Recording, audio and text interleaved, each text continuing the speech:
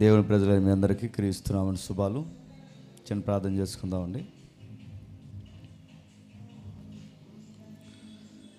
పరలోకమందున మా తండ్రి, మరికొన్ని సంగతులు మాకు వినిపించండి, మాతో మాట్లాడండి. మీ ప్రజలైన వారందరితో తండ్రి మీ కృపగల వాక్యం ప్రతి వారం మాతో మాట్లాడుతున్నారు. అందరిని బట్టి మీకు స్తుతులు తండ్రి. ఈ వారం కూడా మీ గుణగణాల్లోని తండ్రి కొన్ని ఆశ్చర్యకరమైన సంగతులు తండ్రి మేము చూడడానికి మా నేత్రాలు తండ్రి వెలిగించండి, వినగలిగే చెవిని గ్రహించి త్వరగా కొన్ని విలువైన సంగతులు విందాం. కొన్ని వారాలుగా దైవికమైన లక్షణాలు మనం పెట్టినాం. లైవ్ సరిగా రావట్లేదు, ఎండ నుండి చూస్తున్నాను. లైవ్ సౌండ్ సరిగా రావట్లేదు, సిగ్నల్ ప్రాబ్లమా? సరే, జాగ్రత్త. కొన్ని సంగతులు విందాం. కొన్ని వారాలుగా దేవుని యొక్క వ్యక్తిత్వాన్ని గురించి మనం నేర్చుకుంటున్నాం. ఆ వ్యక్తిత్వాన్ని గురించి మనం నేర్చుకున్నప్పుడు ఆయన సంగతులు లేదా ఆయన లక్షణాలు ఏ విధంగా ఉంటాయో బైబిల్ వెలుగులో మనం నేర్చుకునే ప్రయత్నం మనం చేస్తున్నాం. నా వాయిస్ అందరూ క్లియర్గా ఉందా? ఓకే. అయితే గతించిన వారం మనం చూసింది ఒకసారి నేను జ్ఞాపకం చేస్తాను. దేవుని యొక్క గుణ లక్షణాలు, దేవుని యొక్క నైతిక లక్షణాలు. ఆయన నైతిక లక్షణాలు ఎలా ఉంటాయో అందులో ముఖ్యంగా సర్వవ్యాప్తి, మార్పు లేనివాడు, నిత్యుడు, శక్తి కలిగినవాడు, అదృశ్యుడు. ఇవి ఆయనకి మాత్రమే సంబంధించినవి. కొన్ని లక్షణాలు ఉంటాయి, అవి సర్వవ్యాప్తి, అంటే ఆయనకి సంబంధించిన లక్షణాలు సార్వత్రికంగా ఉన్న మనుషులకు కూడా ఆయన అనుగ్రహించాడు. అందులో ముఖ్యమైనది ప్రేమించే గుణం ఉంది, ద్వేషించే గుణం ఉంది, తీర్పు తీర్చే గుణం ఉంది. వీటన్నిటి విషయంలో మనుష్యుడికి ఆ గుణగలాన్ని దేవుడు ఆపాదించాడు. దీన్నే మోరల్ యాట్రిబ్యూట్స్ అంటారు, నైతిక లక్షణాలు. ఈ లక్షణాలు దేవుడు మనిషికి ఇచ్చాడు కనుక ఆ మనిషికి ఇచ్చిన లక్షణాలు ఏవైతే ఉన్నావో అవి దేవుని యొక్క లక్షణాలుగా మనలో కనబడతాయి, ఏ జీవులోని కనబడవు. అందుకే గతించిన వారం మనం చూసినప్పుడు ఎవల్యూషన్ థియరీ ఎక్కడే ఫెయిల్యూర్ అవుద్దని మనం చూసాం. ఎవల్యూషన్ థియరీ అంటే తెలుసు కదా, కోతుల నుండి మనుషులు వచ్చారని. కోతుల నుండి మనుషులు వచ్చారన్నది ఫెయిల్యూర్ థియరీ. అది జస్ట్ థియరీ మాత్రమే, అది ప్రూవ్ చేయబడలేదు. ఆ థియరీ ఫెయిల్యూర్ అయిపోవడానికి కారణం ఏంటంటే మధ్యలో వాల్యూస్ అనేవి, మోరల్ వాల్యూస్ అనేవి వచ్చాయి అన్నది ఆ థియరీ ప్రకారమే అది సెల్ఫ్ కౌంటర్ అవుతుంది. ఒకవేళ మధ్యలోనే జీవులకి మోరల్ వాల్యూస్ పెరిగాయి అనుకుంటే కొన్ని రోజులకి కోతులు అభివృద్ధి పొంది ఈ మధ్యకాలంలో స్కూల్లో జాయిన్ అయ్యండి అనడానికి లేదు. అవి బాగా స్టడీ చేసిన తర్వాత వాటికంటే ఒక చట్టాన్ని ఏర్పరచుకుని ఈ మధ్య ఆర్టికల్ రాసుకుంటున్నాయని చెప్పడానికి లేదు. ఆర్టికల్స్ రాజ్యాంగం రాసుకోవు, అవి వాటికి రాజ్యాంగాలు ఉండవు, వాటికి ఆర్టికల్స్ ఉండవు. అవి స్కూల్లో జాయిన్ అవ్వు అంటే అవి మధ్యలో పరిణామ క్రమంలో నైతికంగా అభివృద్ధి చెందవు. మనం పుట్టక ముందు నుంచి, భూమి ఉన్నప్పటి నుంచి ఏవైతే జీవులు ఉన్నావో అవి ఎప్పటికీ అలాగే ఉన్నాయి తప్ప ఏ జీవి కూడా మార్పు చెంది మనిషి అయ్యి ఆ మనిషి విద్య నేర్చి ఆ విద్యలో రాజ్యాంగం రాసుకున్నాడని ఎక్కడ ప్రాక్టికల్గా ప్రూవ్ చేయబడలేదు. అంటే ఈ నైతిక లక్షణాలను బట్టి మనం చెప్పొచ్చు దేవుడు మనుష్యులతో అవినాభావ సంబంధం కలిగి ఉండడానికి మనుష్యుడికి దేవుడిచ్చిన గొప్ప లక్షణాలు ఏంటంటే నైతిక లక్షణాలు. అవి మనలో తారసపడుతున్నప్పుడు మనకు కనిపించాలి, మనం దేవుని చేత తయారు చేయబడ్డాము అని. అందుకే తన స్వరూపమందు తన పోలిక చొప్పున నరులను చేశాడు. తన స్వరూపంలో చేయబడ్డాం కనుకే ఆ స్వరూపాన్ని ఆదాము చెడగొట్టాడు కనుక 50-50 అయిపోయాము. అటు పూర్తి చెడ్డోళ్ళం కాదు, చెప్పండి, అటు పూర్తిగా మంచోళ్ళం కాదు, సగం సగం అయిపోయాం. అలా లాస్ట్ వీక్ మనం కొన్ని విషయాలు మనం నేర్చుకున్నాం. ఆయన గుణగణాలు ఎలా ఉంటాయి, ఆయన ప్రేమిస్తాడు, ఆ ప్రేమించే గుణాన్ని మనకిచ్చాడు. దేవుడు ప్రేమిస్తున్నాడు కనుక, ఆయన ప్రేమ ఉన్నాడు కనుక, ఆయన ప్రేమలో ఉన్నాడు కనుక ఆయనకి ద్వేషం లేదనుకుంటే తప్పు. ఆయన ద్వేషిస్తాడు. కేవలం దేవుడు ప్రేమమయుడే అయి ఉంటే హత్యలు చేసేవారిని కూడా ప్రేమించాలి. ఎందుకంటే మరి ఆయన ప్రేమమయుడుగా. దేవుడు ప్రేమమయుడు మాత్రం అయి ఉంటే దొంగతనాలు చేసేవాళ్ళని కూడా ప్రేమించాలి. మరి ఆయన ప్రేమమయుడు కదా. దేవుడు కేవలం ప్రేమమయుడు అయితే దేశించే ఆయన గుణగణాల్లో అబద్ధికులను కూడా ప్రేమించాలి. మరి ఆయనకి ద్వేషం లేనప్పుడు వ్యభిచారులను కూడా ప్రేమించాలి, దొంగలను ప్రేమించాలి, దోచుకునేవారిని ప్రేమించాలి, రక్తపాతానికి అలవాటు పడిపోయిన వారిని ప్రేమించాలి. ఇంకా ఆయన దేన్ని ద్వేషించకూడదు, ఎందుకంటే ఆయన ప్రేమమయుడు కనుక.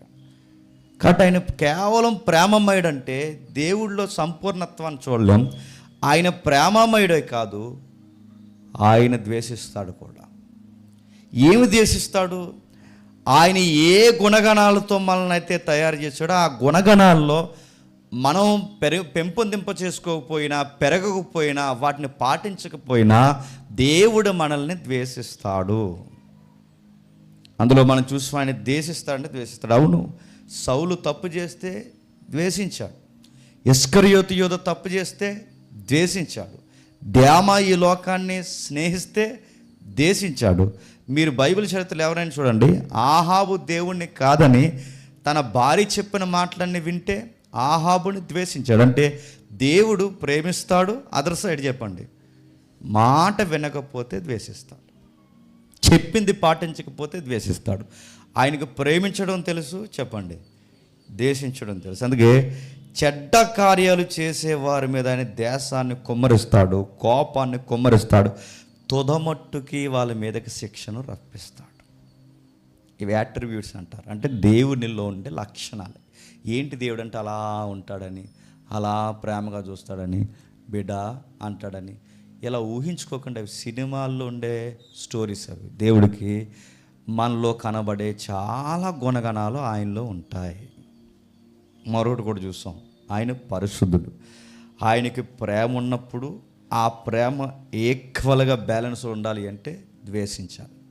ఆయనకి ప్రేమ ద్వేషం ఉన్నప్పుడు ఆ రెండు వ్యాలిడ్గా ఉన్నాయనడానికి మరో గుర్తు ఏంటంటే ఆయన పరిశుద్ధుడు. ఆయన పరిశుద్ధుడు అనడానికి కారణాలు ఏంటంటే ఆయన పరిశుద్ధుడు కాకపోతే ద్వేషించలేడు పాపాన్ని. ఆయన పరిశుద్ధుడు కాకపోతే ఇది తప్పు ఇది ఒప్పు అని ఎలా జడ్జ్ చేయగలడు? ఆయనలోనే అనీతి ఉంటే, ఆయనలోనే నీతి లేని తత్వం ఉంటే, ఆయనలోనే పాపం ఉంటే, ఆయనలోనే చీకటి ఉంటే ఇది చీకటి అని చెప్పగలడా? మీకు ఉదాహరణ చెప్తాను చూడండి. ఎవరి ప్రసంగాలను వింటున్నప్పుడు మీరు గమనించండి, ఒక వ్యక్తి పూర్తిగా ఆయన చెప్పే ప్రసంగాన్ని మీరు జాగ్రత్తగా అబ్జర్వ్ చేస్తే అతని వ్యక్తిత్వం మనకు కనబడుతుంది.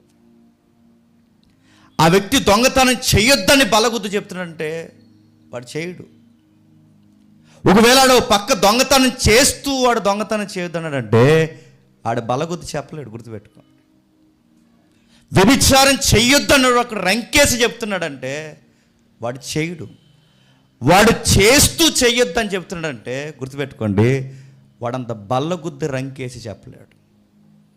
మనుష్యుడు చేసే కార్యాలు, వాడి ప్రవర్తన, వాడి విధానాలని బట్టి అంచనా వేయొచ్చు అంటే అంచనా వేయచ్చు. అందుకే ప్రభు అంటాడు, పండును బట్టి ఫలమును బట్టి చెట్టు ఎట్టుదో చెప్పొచ్చు.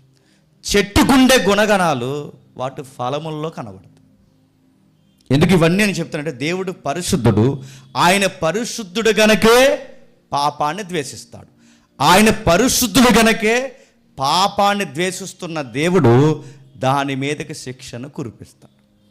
ఆయన పరిశుద్ధతలోనికి ఎవరైనా తేలిపోతారంటే ఎవరైనా తేలిపోతారు. మీరు గుర్తించండి, యెషయా వెళ్ళాడు. అప్పటి వరకు యెషయా దృష్టిలో నేను చాలా పరిశుద్ధుని అనుకున్నాడు. యెషయా ఎప్పుడైతే దేవుణ్ణి చూశాడు, ఆయన అన్నాడు, నీ పరిశుద్ధత ముందు నాది పరిశుద్ధతే కాదు, నా పెదవులు అపవిత్రమైన పెదవులు గలవి, నా నీతి క్రియలు నీ దృష్టికి నీ పరిశుద్ధతలో మురికి గుడ్డల వంటివి. ఇంకా యోబు అంటాడు, నీ పరిశుద్ధతను చూసిన తర్వాత నాకు అర్థమైంది నేను తప్పు చేశాను అని. పేతురు అంటాడు, నీ దగ్గర నిలబడినప్పుడు నాకు అర్థమైంది నేను పాపిని, నన్ను వదిలి వెళ్ళిపో అని. అందుకే నేను లాస్ట్ వీక్ కూడా మీకు ఎగ్జాంపుల్ చెప్పాను, ఎంతమంది గుర్తుందో. అంత పవిత్రంగా ఉండి పవిత్రమైన పాటలు పాడుకుని ఒక మంచి పరిశుద్ధమైన స్థలంలో ఉన్నప్పుడు మన మైండ్ ఆ పరిశుద్ధతకి అలవాటు పడుతుంది. గుర్తుపెట్టుకోండి, వంకర ఎదవలతోని, పనికిమాలిన ఎదవలతోని సహవాసాలు చేస్తే చెప్పండి, నువ్వు వంకర పనులే చేస్తావు. చేయవా? ఇక్కడ కూర్చున్నారు కాబట్టి సరిపోయింది. ఒక గంట పోయి ఆ పార్కులో కూర్చోండి. సినిమా ఇట్టా పట్టా? సినిమా మీన్స్ మీ బతుకులు, గుర్తుపెట్టుకోండి. నేను మళ్ళీ అడుగుతున్నాను, ఇక్కడ కూర్చున్నారు కాబట్టి ఇక్కడ తప్పు మాట్లాడగలరు ఈ ప్రజెన్స్లో? బూతు మాట్లాడగలరా? మాట్లాడలేరు. చెడుగా పక్కకు చూడగలరా? చూడలేరు. ఏదన్నా ఒక సైట్ ఓపెన్ చేసి చేయలేరు. ఎందుకంటే ఇక్కడ ప్రజెన్స్ ఉంది. ఏముందంటే హోలీ అనే ప్రజెన్స్ ఉంది, పరిశుద్ధత అనే ప్రజెన్స్ ఉంది. ఆ ప్రజెన్స్లో ఉన్నప్పుడు, ఆ గ్రావిటీలో ఉన్నప్పుడు మనం చేయలేం. కానీ ఇదే వాతావరణం ఒక గంట థియేటర్ దగ్గర నిలబడు, ఒక గంట ఆ పార్క్లో నిలబడు, ఒక గంట ఆ బీచ్ దగ్గర నిలబడు, ఆ వాతావరణం నీ మీద పడుతుంది. అందుకే దేవుడు ఏమంటాడంటే, నేను పరిశుద్ధునే ఉన్నాను కనుక మీరు పరిశుద్ధులే ఉన్నారంటే దాని అర్థం ఏంటి? దాని అర్థం ఏంటంటే మీరు నాకు ఎంత దగ్గర జరుగుతారో మీరంత పరిశుద్ధంగా ఉంటారు. 40 days మోసే దేవుడు పర్వతం మీద మోసే దేవుడితో మాట్లాడుతుంటే దిగొచ్చే సమయానికి ఆయన ముఖం అంట చెప్పండి తెల్లగా వెలుగు వలె మారిపోయేసరికి చూడలేకపోయిందంటే ఇశ్రాయేలు సమాజం. ముసుకేసుకో నేను చూడలేకపోతాను అంటే, అరే శారీరకంగా ఆయన ముఖాన్ని ఒక 40 days అక్కడ ఉంటేనే చూడలేకపోతే మన బ్రతుకు, మన మాట, మన విధి విధానాలు పూర్తిగా దేవునితో అవినాభావ సంబంధం కలిగి ఉంటే నువ్వెక్కడ నిలబడితే అక్కడ చుట్టూ ఉన్న వాళ్ళకి ఏం ఆన్సర్ ఇస్తావు తెలుసా? పరిశుద్ధత. నువ్వు ఆ కుటుంబంలో ఉంటే ఆ కుటుంబం బాగుపడుతుంది, ఈ స్నేహంలో ఉంటే ఈ స్నేహం బాగుపడుతుంది, నువ్వు ఈ సంఘంలో ఉంటే ఆ సంఘానికి మరింత మేలుకరమైన కార్యాలు జరుగుతాయి. అంటే మనం ఎలా ఉండాలంటే దేవునికి ఎంత దగ్గరగా ఉంటే చెప్పండి మన చుట్టూ అంత పరిశుద్ధ వాతావరణం. ఇవి యాట్రిబ్యూట్స్ అంటారు, కమ్యూనికేబుల్ యాట్రిబ్యూట్స్ అంటారు. అంటే దేవుడు మనతో కనెక్ట్ అయ్యే, దేవుడు మనతో అవినాభావ సంబంధం కలిగి ఉండే ఒక చక్కటి నైతిక లక్షణాల్లో కొన్ని లక్షణాలే ఆయన ప్రేమ కలిగిన వాడు, ఆయన ద్వేషిస్తాడు, మూడోది ఆయన పరిశుద్ధత కలిగిన వాడు, ఇప్పుడు నాలుగోది మనం చూస్తున్నాం ఆయన నీతిమంతుడు, న్యాయవంతుడు. కొంచెం జాగ్రత్తగా విందాం. దేవుడు నీతివంతుడు, న్యాయవంతుడు కాకపోతే, ఆయన నీతిమంతుడని చెప్పుకోకపోతే, న్యాయవంతుడని చెప్పుకోకపోతే ఆయన పరిశుద్ధులని క్లెయిమ్ చేసుకోవడానికి రైట్ ఉండదు ఆయనకి. ఎట్లా ఒకసారి చూద్దామా? నిర్గమాకాండము త్వరగా నిర్గమాకాండము 32వ అధ్యాయం. నిర్గమాకాండము 32వ అధ్యాయం. నిర్గమాకాండం 32వ అధ్యాయం 4వ వచనం చూడండి.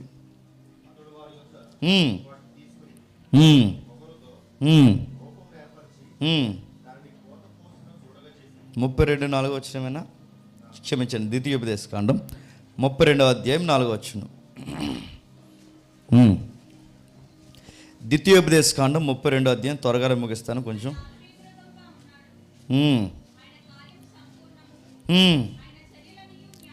ఆయన చర్యలన్నీ న్యాయములు,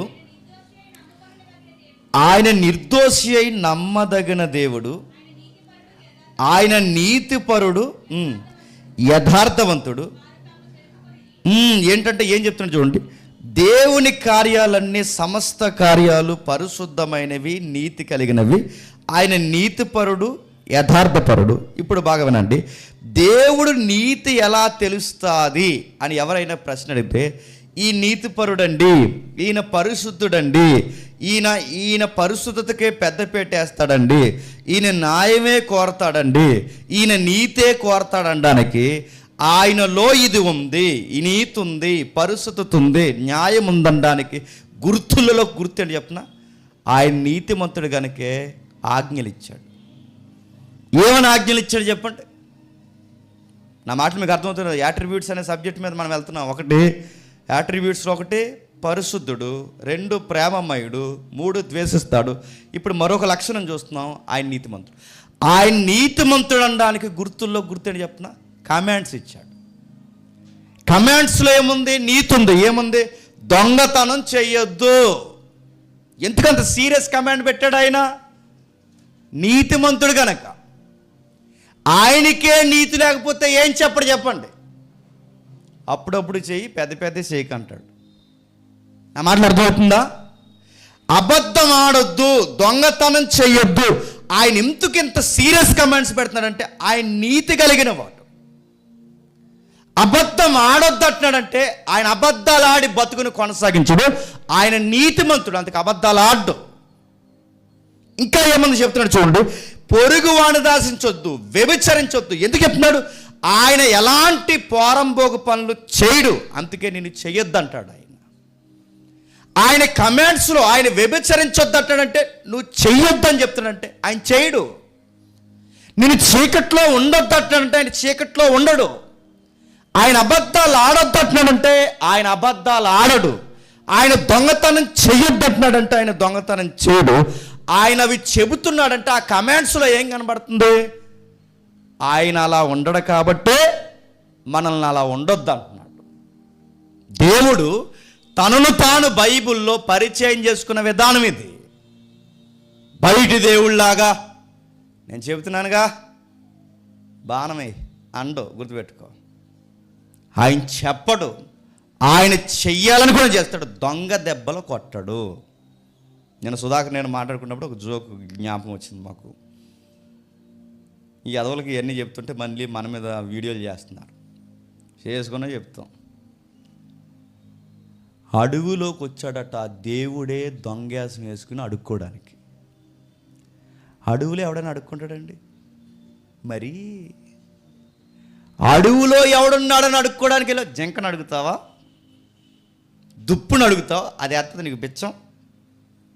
దేవుడు దొంగేసం వేసుకుని అడవిలోకి అడుక్కోవడానికి రావడం ఏంటి? నేను అడుగుతున్నాను. ఇలాంటి స్టోరీస్ ఏవైతున్నావో ఇలా ఉండదో దేవుడు గుర్తుపెట్టుకోండి. దేవుడు అబద్ధం ఆడొద్దు అన్నాడంటే ఆడొద్దు, దొంగతనం చేయొద్దు అన్నాడంటే చేయొద్దు, వ్యభిచారం చెయ్యొద్దు అన్నాడంటే చెయ్యొద్దు. బైబిల్లో ఆయా మనుషులు, ఇష్టమైన మనుషులు కూడా అలాంటి తప్పులు చేసినప్పుడు దేవుడు మనోడేలే చూసీజ్ ఉన్నట్టు వదిలేద్దాం అన్నాడా? ఆయన నీతిమంతుడు, యథార్థవంతుడు, న్యాయవంతుడు, ఆయన సత్యవంతుడు. ఆయన తీర్పు తీరుస్తున్నప్పుడు తన స్వభావమును అనుసరించి తీర్పు తీరుస్తాడు. మాటలు అర్థమవుతున్నాయా? మరో రెఫరెన్స్ చూడండి ఒకసారి. 45వ యెషయా గ్రంథం 45వ అధ్యాయం 45వ అధ్యాయం యెషయా గ్రంథం 19వ వచనం. యెషయా గ్రంథము 45వ అధ్యాయం 19వ వచనం. చదవమ్మా. అంధకార దేశములోను మరుగైన చోటున నేను మాటలాడలేదు, మాయాస్వరూపుడైనట్టు యాకోబు సంతతితో నేను చెప్పలేదు. నేను న్యాయమైన సంగతులు చెప్పేవాడిని, యథార్థమైన సంగతి చెప్పాను. నేను న్యాయం కట్టుబడి మాట్లాడాను, మాయాస్వరూపాలు మాట్లాడలేదు. అక్కడొక మాట, ఎక్కడొక మాట, పూటకొక మాట, గంటకొక మాట, రోజుకొక మాట మాట్లాడుకుంటూ తిరగలేదు. ఏది చెప్పానో అదే చేయించాను, ఏది చేయించానో అదే చెప్పాను. నేను మాయాస్వరూపాలు చెప్పినట్టు మీకు మాయ కథలు ఏమీ చెప్పలేదు. నేను ముందు నుంచి మీకు చెప్తూ వచ్చాను, నా ఆజ్ఞలు పాటిస్తే మీ గుడారంలోనికి ఏ తెగులు చేరదన్నాను. మీరు నా ఆజ్ఞలు పాటించకపోతే మీ గుడారాల్లోనికి, మీ జీవితాల్లోనికి తెగుళ్ళు వస్తాయి అన్నాను. మీరు నా ఆజ్ఞలు పాటిస్తే ఏ శత్రు మిమ్మల్ని ఏమీ చేయలేడని చెప్పాను. మీరు నా ఆజ్ఞలు పాటించకపోతే పొరుగు జాతును లేపి మిమ్మల్ని కొడతా అన్నాను. నేను ఏది చెప్పానో అదే చేయించాను. యాకోబు సంతతికి ఇది తెలియదా? అందుకేనండి నువ్వు ఎవరితో అన్నా గొడవాడొచ్చేమో కానీ దేవుడితో మనం గొడవాడలేం. పౌలు అంటాడు, దేవునితో గొడవపడి దేవుడిని అన్యాయస్తుడని తీర్పు తీర్చగలిగే సామర్థ్యం మానవుడికి ఉందా? నీకు లాజికల్ పాయింట్లు తెలిస్తే డేవిడ్ నోరు మూయించవచ్చు. నీకు లాజికల్ పాయింట్స్ తెలిస్తే సుధాకర్, సురేష్ నోరులు కూడా మూయించవచ్చు. నీకు లాజిక్ పాయింట్స్ తెలిస్తే నా నోరు మూయించవచ్చు. నీకు లాజిక్ తెలిస్తే తప్పైనా ఆ జడ్జి గారిని ఏదోలా ఒప్పించే ఆర్గ్యుమెంట్ వరకు నువ్వు చేయగలవు. నువ్వు ఏదైనా చేయగలవు, కానీ మనుషుల్ని లాజిక్లో నువ్వు పడేయగలవు, కానీ దేవుణ్ణి పడేయగలమా? అందుకని అంటున్నాడు, ఆయన ఎవిడెన్స్తో మాట్లాడతాడట, నీతి కలిగి మాట్లాడతాడు, ప్రతిదీ చెప్తాడట. యాకోబు సంతతికి నేను చెప్పిందే చేశాను, నేను చెప్పిన దాంట్లో జస్టిస్ ఉందన్నాడు ఆయన, న్యాయం ఉందన్నాడు ఆయన. ఎందుకు ప్రభావ 24 లక్షల మందిని రాలగొట్టేసావంటే చెప్పింది చేయలేదు వాళ్ళు. ఎందుకు ప్రభా ఆ చేదు నీళ్ళ దగ్గర వాళ్ళని అలా ఆపేసా ప్రభు అంటే, వీళ్ళ మన్నా రుచి ఎరుగు కూడా ఇంకా ఎక్కిరించే పనులు చేస్తే, ఇది చేస్తే పనిష్మెంట్ అని చెప్పిన నిలబడలకు ఎక్కలేదు. దేవుడితో వచ్చిన గొడవ అని చెప్పిన వెంటనే కొట్టాడు. ముందు చెబుతాడు, కయ్యేని గడికి చెప్పాడు, సత్క్రియ చేయి, సత్క్రియ చేయి, సత్క్రియ చేయి, సత్క్రియ చేయి అన్నాడు. సత్క్రియ చేయలేదు, వాళ్ళ తమ్ముడిని చంపేశాడు.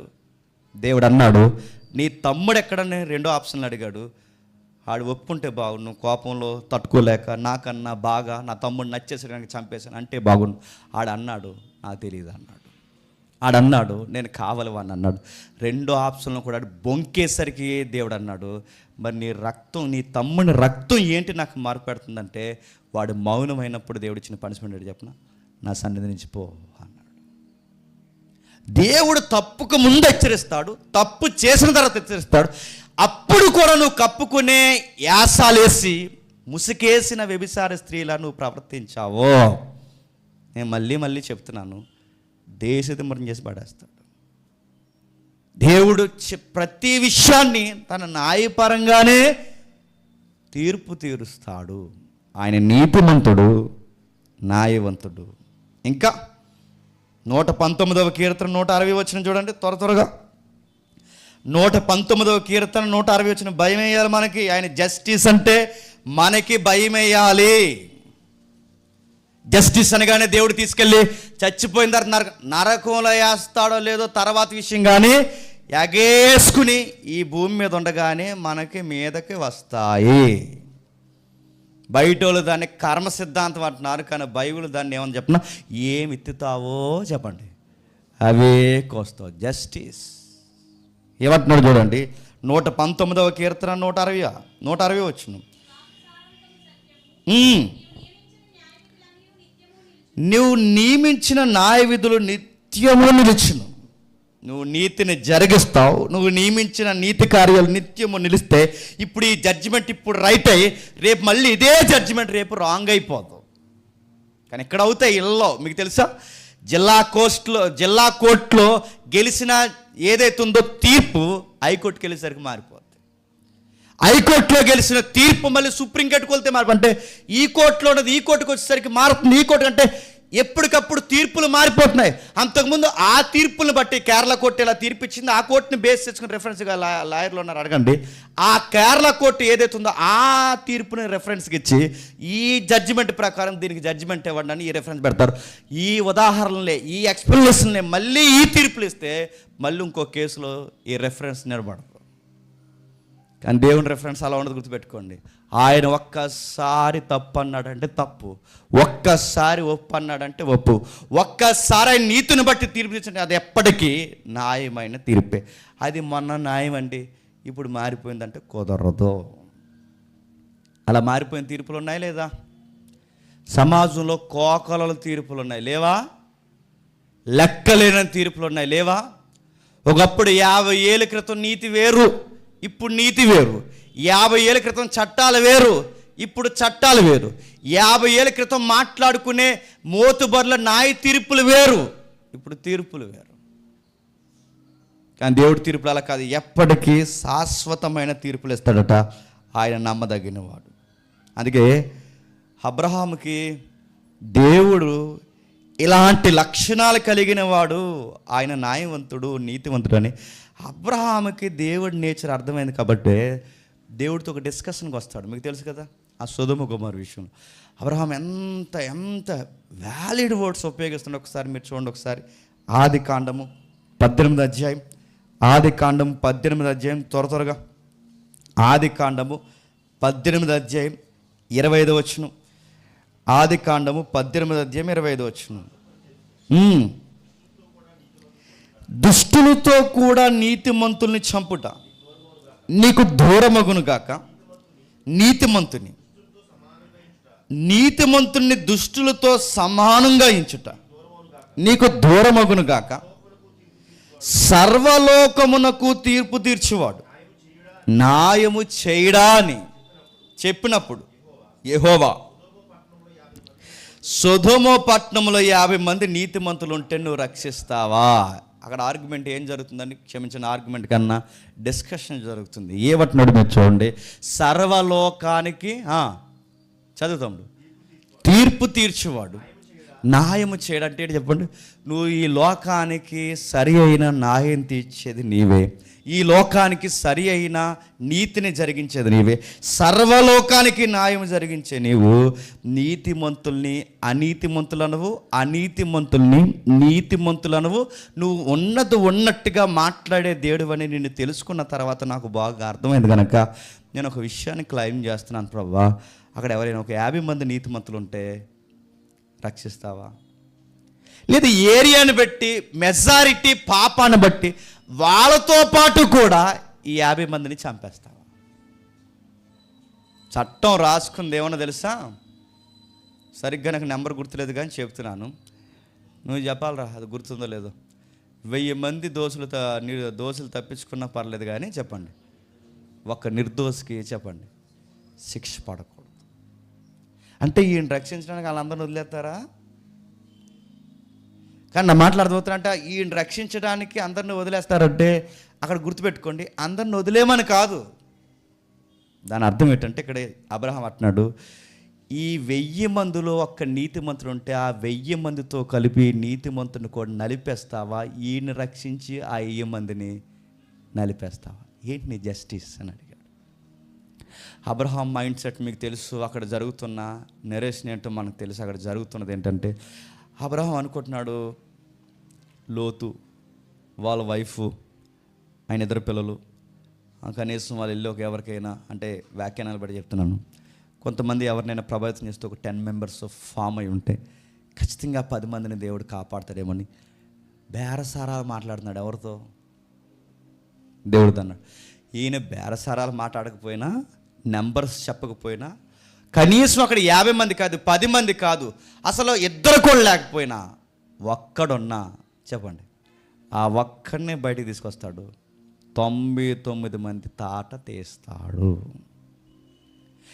దేవుని యొక్క తీర్పు తీర్చే గుణం అర్థం కాకే చాలామంది ఏమనుకుంటున్నారంటే, దేవుడిని ప్రేమమయుడిగానే చూసి కలవరి మీద భూమి మీదకి వచ్చిన దేవుడు, ఆకాశానికి భూమికి మధ్యలో మన కోసం ఆలాడిన దేవుడు ఇంకా నిన్ను శిక్షిస్తాడంటే నువ్వు ఎట్టా నమ్ముతున్నావు కుమారుడా? అందుకే దేవుడు నిన్ను పూర్తిగా క్షమించేశాడు, నువ్వేం చేసినా పర్లేదు అంటున్నారు. అలా ఉందా బైబిల్లో? ఆయన తప్పు అయితే తప్పు అని చెప్తాడు, ఒప్పు అయితే ఒప్పు అని చెప్తాడు, ప్రేమిస్తాడు, తప్పు చేస్తే ద్వేషిస్తాడు, తప్పులు జరిగిస్తూ పోతే చెప్పండి తీర్పు తీరుస్తాడు. ఆయన వ్యక్తిత్వాలు ఎన్నో కొన్ని 100 రెఫరెన్స్ ఉన్నాయి, అవన్నీ నేను తీయట్లేదు కానీ మనకు కావాల్సిన నేను చేస్తున్నాను. 19వ కీర్తన 7వ వచనం నుండి త్వరగా ముగిద్దాం. 19వ కీర్తన 7వ వచనం నుండి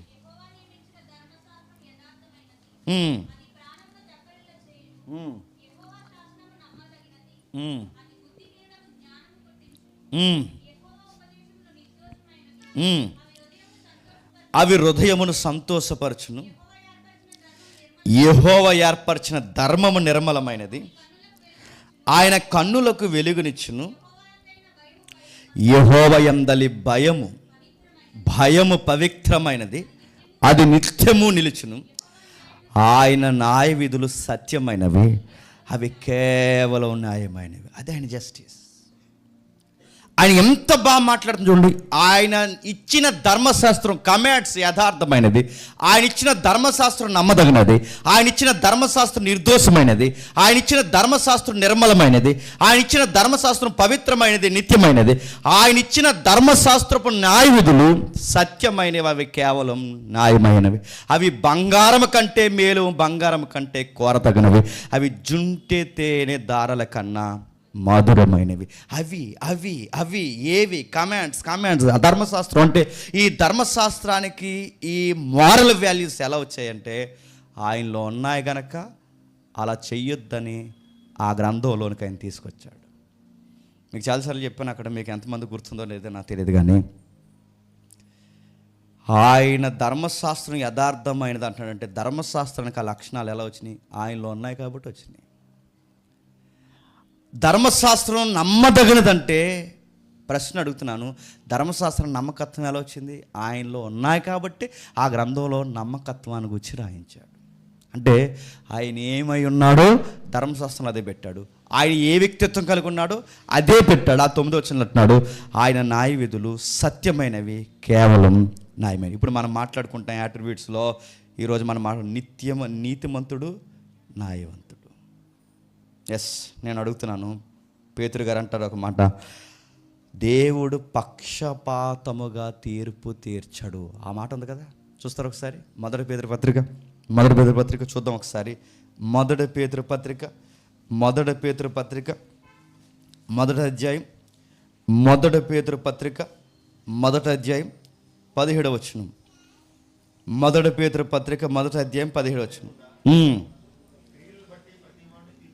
పక్షపాతము లేకుండా క్రియలను బట్టి ప్రతి వానికి దిద్దు. పక్షపాతం అంటే అరే దావీదు నా ఉద్దేశారుడైన మనుషుడు ఏదో కొంచెం అలా పక్కకి వెళ్ళాడని సర్లే అన్నాడా?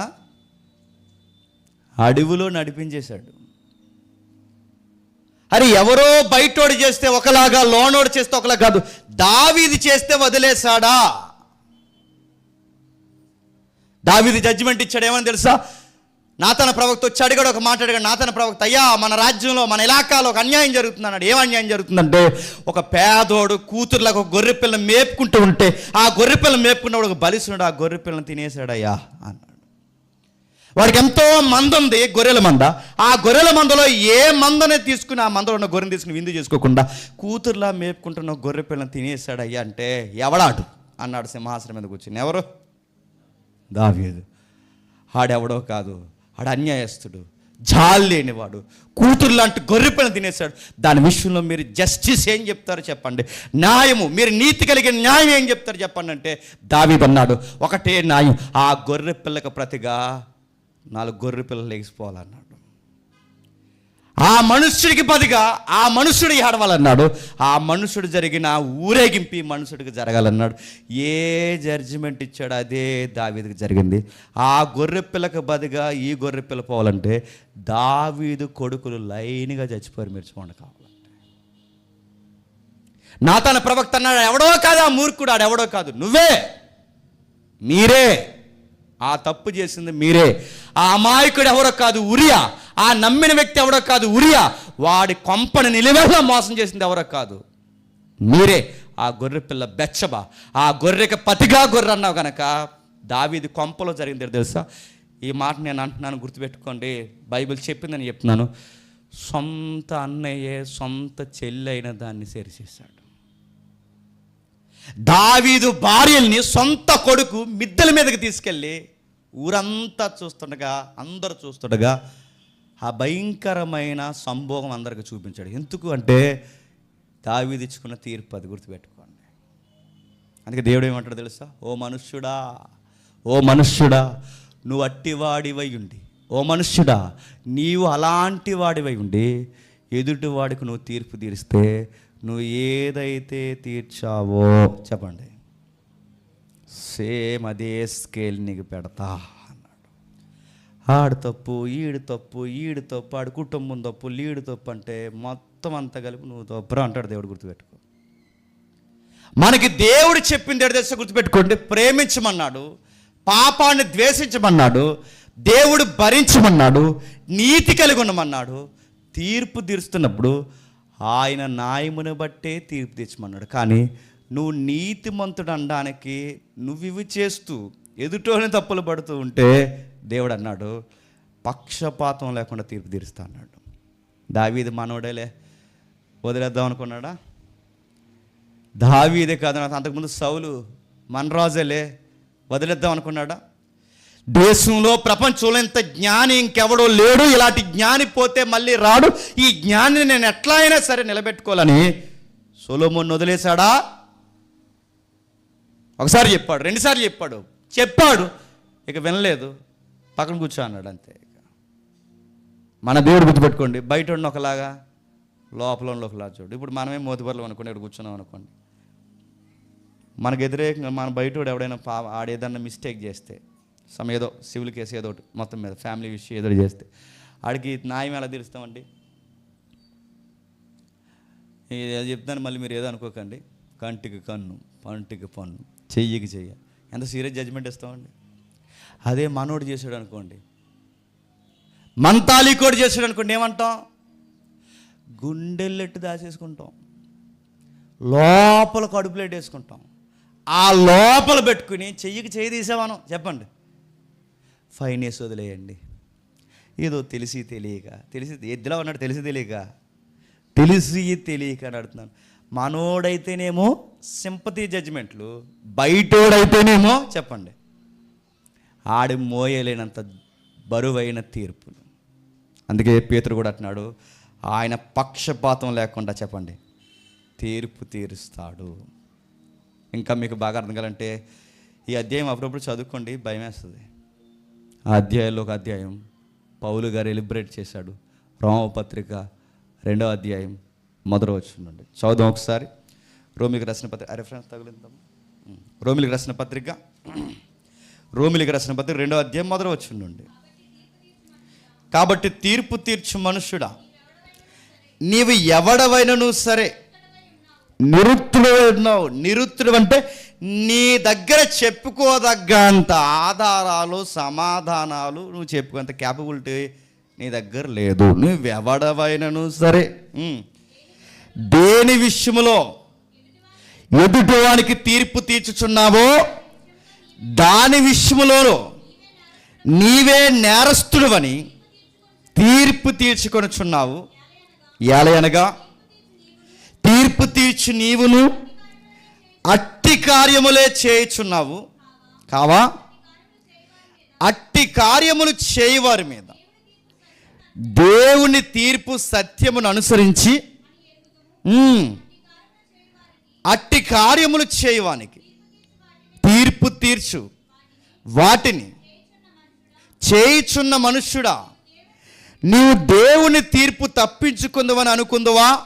లేదా దేవుని అనుగ్రహం మారు మనసు పొందుటకు కొంత సమయం దేవుడు నీకు ప్రేరణ ఇస్తున్నాడని ఎరుగక ఆయన అనుగ్రహ ఐశ్వర్యమును సహనమును దీర్ఘశాంతమును తునీకరించుదువా? నీ కాఠిన్యమును మార్పు పొందని నీ హృదయమును అనుసరించి ఉగ్రత దినమందు అనగా దేవుని న్యాయమైన తీర్పు బయలుపరచబడు దినమందు నీకు నీవే ఉగ్రత సమకూర్చుకొనుచున్నావు. ఆయన ప్రతి వానికి వాని క్రియ చొప్పున ప్రతిఫలమిచ్చును. వీలైతే హైదరాబాద్లో ఈ సమ్మర్ సెమినార్ ఒకటి జరుగుతుంది. వంశాన్న గారు చెప్తున్నారు సెమినారు. మీరు వీలైతే సెమినార్కి అటెండ్ అవ్వండి, లేకపోతే లైవ్ ఫాలో అవ్వండి. పూర్తిగా రోమపత్రిక వివరణ చెప్తున్నారు, వినండి. రోమపత్రిక జస్టిస్ ఎలా ఉంటుందో, రోమపత్రికలో ఆయన న్యాయ తీర్పులో మనుషుని ఎలా క్షమించాడో చాలా విషయాలు ఆయన చెప్పబోతున్నారు. వీలైతే ఫాలో అవ్వండి. రోమపత్రికలో పౌలు గారు దేవుని యొక్క ఆర్గ్యుమెంట్ తెర మీద తీసుకొస్తున్నాడు. ఏమంటున్నాడు తెలుసా? ఇదిగా ఆయన అంటున్నాడు, ఆయన న్యాయవంతుడు. నువ్వేం చేస్తున్నావు తెలుసా? ఆయన బైబిల్ ముందు పెట్టుకుని, ఆయన గ్రంథాన్ని ముందు పెట్టుకుని, ఆయన వాక్యాలు ముందు పెట్టుకుని అందరికీ రెఫరెన్స్తో తీర్పులు తీరుస్తూ కూర్చుంటే దేవుడు అంటున్నాడు, నా వాక్యాలతో నువ్వు ఎంతమందికి తీర్పులు తీర్చినా నువ్వు తప్పించుకుంటావని ఎలా అనుకుంటున్నావు? ఎలా అనుకుంటున్నావు? అది కాదు ప్రభువా, నా కొరకు సిలువ వేయబడ్డాడు నీ కుమారుడు, నా కొరకు క్షమాపణ కొరకు రక్తం కార్చాడు, ఇంకా నన్ను శిక్షిస్తావంటే దేవుడు అన్నాడు, ఇచ్చిన నీతిని నిలబెట్టుకుని వణుకుతో భయంతో ఆ రక్షణ కొనసాగించకపోతే, సత్క్రియలు ఓపికతో చేయకపోతే, భయం ఉందని చేయకపోతే, సత్క్రియలు చేయని వానికి వాని క్రియ చొప్పున ఏం చేస్తాడు చెప్పండి? ప్రతిఫలం ఇస్తాడు. ఆయన అంటున్నాడు, తీర్పు తీర్చి మనుషుడా, దేని విషయంలో నువ్వు తీర్పు తీర్చున్నావు, ఎదుటోళ్ళకి ఏం చేస్తావో నీకు అదే చేస్తాను. నువ్వు ఎదుటోళ్ళకి ఏం చేస్తావు నీకు అదే చేస్తాను. ఎదుటోళ్ళ కుటుంబాలకు పేర్లు పెట్టావో నీ కుటుంబానికి పేర్లు పెడతాను. ఎదుటోళ్ళ అందానికి పేర్లు పెట్టావో నీ అందానికి పేర్లు పెడతాను. ఎదుటోళ్ళ పిల్లల మీద నిందలేస్తావో నీ పిల్లల మీద నిందలేస్తాను. ఎదుటోడికి ఏ కొరత కొలుస్తావో నీకు అదే కొరత కొలుస్తాను. నువ్వు చేసింది నీ నెత్తి మీదకి తెచ్చి పెడతాను. ఇలాంటి తీర్పులు చరిత్రలో దేవుడు తీసాడంటే లెక్కలేనవి తీర్చాడు. మర్చికోడు చూద్దాం. మొదటి రాజుల గ్రంథం 21వ అధ్యాయం. మొదటి రాజుల గ్రంథం 21వ అధ్యాయం. మొదటి రాజుల గ్రంథం 21వ అధ్యాయం. మొదటి రాజుల గ్రంథం 21వ అధ్యాయం. మీకు తెలుసు మొదటి వచనం. ఈ సంగతులైన తర్వాత ఇజ్రాయేల్లో షోమ్రోను రాజు అయిన ఆహాబు నగరును ఆనుకొని యెజ్రెయేలు వాడైన నాబోతునకు ఒక ద్రాక్ష తోట కలిగి ఉండెను. ఆహాబు నాబోతుని పిలిపించి, నీ ద్రాక్ష తోట నగరును ఆనుకొని ఉన్నది కనుక అది నాకు కూర తోటకిమ్మని, దానికి ప్రతిగా దానికంటే మంచి ద్రాక్ష తోట నీకు ఇచ్చేదను, లేదా నీకు అనుకూలమైన ఎడల దాన్ని క్రయముకి నిమ్మని అడిగను. అందుకు నాబోతు, నా పిత్రార్జితం నీకు ఇచ్చుటకు నాకెంత మాత్రము వల్లపడదని చెప్పగా, నా పిత్రార్జితము నీకియ్యనని యెజ్రెయేలుడైన నాబోతు నాతో చెప్పిన దాన్ని బట్టి ఆహాబు మూతు ముడుచుకున్న వాడై కోపంతో తన నగరకు పోయి మంచం మీద పరుండి ఎవరితోనూ మాట్లాడకయు భోజనం చెయ్యడు. ఒక ఆడంగాడు, ఆడవాళ్ళు కోపం ఇచ్చాడు, పోయాడట. ఎందుకు పోయేవారంటే సివిల్ కేసు, అది కోర్టులో మాట్లాడుకునేది ఒక సివిల్ కేసు, ల్యాండ్ ఇష్యూ. ఒక సివిల్ కేసు విషయంలోనంట వీడి నగరన అనుకుని ద్రాక్ష తోట ఉందట. ఆ ద్రాక్ష తోట దేనికంటే పండే ద్రాక్ష తోటను తీసేసి కూర మొక్కలు వేసుకుంటారంట. ఎవరు? మొక్కలు పెట్టుకుని నర్సరీ మెయింటైన్ చేసి నడుతాను. ఇవన్నీ ఆడవాళ్ళ పనులండి. వీడికి ఎందుకంటే అన్నీ. ఈ మధ్యకాలంలో కొంతమంది మీరు చూసారా, 4 బెండకాయ మొక్కలు వేసుకుని ఆ బెండకాయ మొక్కలకు ఒక రీలు, నేనే వేసాను ఈ బెండకాయ మొక్క. ఎలా ఉంది ఫ్రెండ్స్? ఎలా ఉంది ఫ్రెండ్స్? చెప్పండి, కామెంట్ చేయండి. బెండకాయలాగా ఉన్నాయి, ఎలా ఉన్నాయి ఫ్రెండ్స్? ఈ వంకాయలు నేనే పండించాను, ఎలా ఉన్నాయి చెప్పండి ఫ్రెండ్స్? ఈ మధ్య ఎక్కువైపోయి నువ్వు వంకాయలు పండించుకో, వండుకో, మాకు ఎందుకయ్యి ఇవన్నీ చూపిస్తున్నాడు. ఈ బెండకాయల కూరగాయల కోసం గొడవెట్టుకుంటున్నాడంటే ఎవరు? నీకు నిజంగానే కూరలు పండించుకోవాలనుకుంటే ఇంకో ఎకరంలో పండించుకో. నీకేం తక్కువైపోయినాయి భూములు? నీకు భూములు తక్కువైనాయి. సివిల్ కేసు విషయంలో అంత అన్యాయం చేస్తున్నారు చూడండి. ఒక ల్యాండ్ కబ్జా విషయంలో, ఇది కబ్జా. భూములు కబ్జాలు చేసి అందలాలు కడుతున్నా ఎవడన్నా బాగుపడిపోతారు అనుకుంటున్నారా? ఇది చరిత్రలో రక్తపు డాగు లాంటి తీర్పు. మళ్ళీ చెప్తున్నాను నేను. పక్కోడు భూమి జానా లాగేసి, ఈడి భూమి జానా లాగేసి, ఆ డబ్బు లాగేసి, ఇక్కడ భూమి కొనేసి, అది కొనేసి, ఇది కొనేసి, మొత్తం మీద పోగే చేస్తే బాగుపడతారు. సివిల్ కేసు విషయాలు కూడా దేవుడు సీరియస్ యాక్షన్ తీసుకుంటాడంటే ఎస్, సివిల్ కేసు విషయాలు కూడా దేవుడు సీరియస్ అవుతాడు. సెక్సువల్ క్రైమ్ విషయాల్లో సీరియస్ అవుతాడు, సివిల్ కేసులో సీరియస్ అవుతాడు. ఆయన ఈ జడ్జిమెంట్ ఆయన దగ్గర తేలదన్నాక లేదు, అన్ని జడ్జిమెంట్లు ఆయన దగ్గర తేలుతాయి. ఎవడికి వేయాల్సిన తక్కిడి చెప్పండి వాడికేస్తాడు. ఈ న్యాయదేవతకు నువ్వు రిబ్బన కట్టొచ్చేమో కానీ ఆయన కళ్ళకి రెబ్బన కాదు కదా, దుప్పట కాదు కదా, నువ్వేది అడ్డెట్ట లేవు. ఆయన కంటికి అన్నీ కనబడతాయి, సూక్ష్మమైన విషయాలు. నీ పర్సనల్ టాక్స్ కూడా ఆయనకి తెలుసు. మాట్లాడుతున్నాడు, మూతి ముడుచుకున్నాడట. ఎవరంటే మూతి ముడుచుకోవడం ఏంటండి? వెళ్ళిపోయాడట, మొహం ఎలా పెట్టుకుని అయాలు భోజనం చేయలేదట, మంచం అయిపోయాడట. ఈడు మగోడు. ఇలాగెవరు కోపగించాలి? ఆవిడుంది ఎవరు చెప్పండి?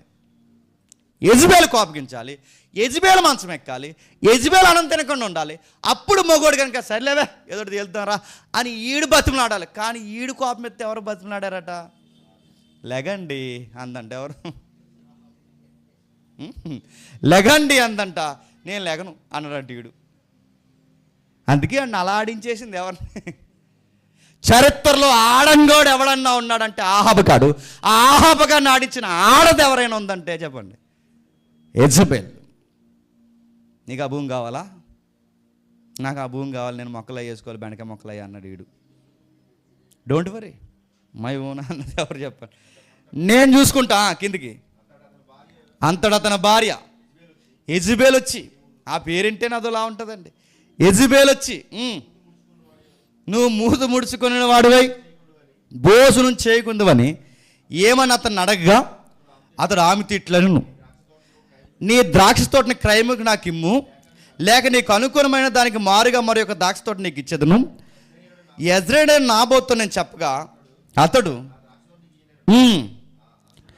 అందుకు అతని భార్య అయిన యెజబెల్, ఇశ్రాయేలులో నువ్వు రాజ్యపాలన చేయుచున్నావు. చూసారు ఏమంటుందో? అలాంటి మాటలు చెప్తుంది చూడండి. నువ్వు రాజువా, పోస్ట్ మ్యాన్ గడవా? నువ్వు కోపం పెంచడం ఏంటి? నువ్వు కింగ్ అయితే ఆడిని అడిగేదేంటి? రూల్స్ మార్చలాగే భూమి అన్నదంట. నేను అడుగుతున్నాను, మొన్నడ వరకు ఈ భూమి వైపుకు చూడలేడు, ఇప్పుడు ఈ భూమి లాగేయడానికి రెడీ. ఇప్పుడు ఎందుకు? ఈడి పార్టీ గెలిచింది.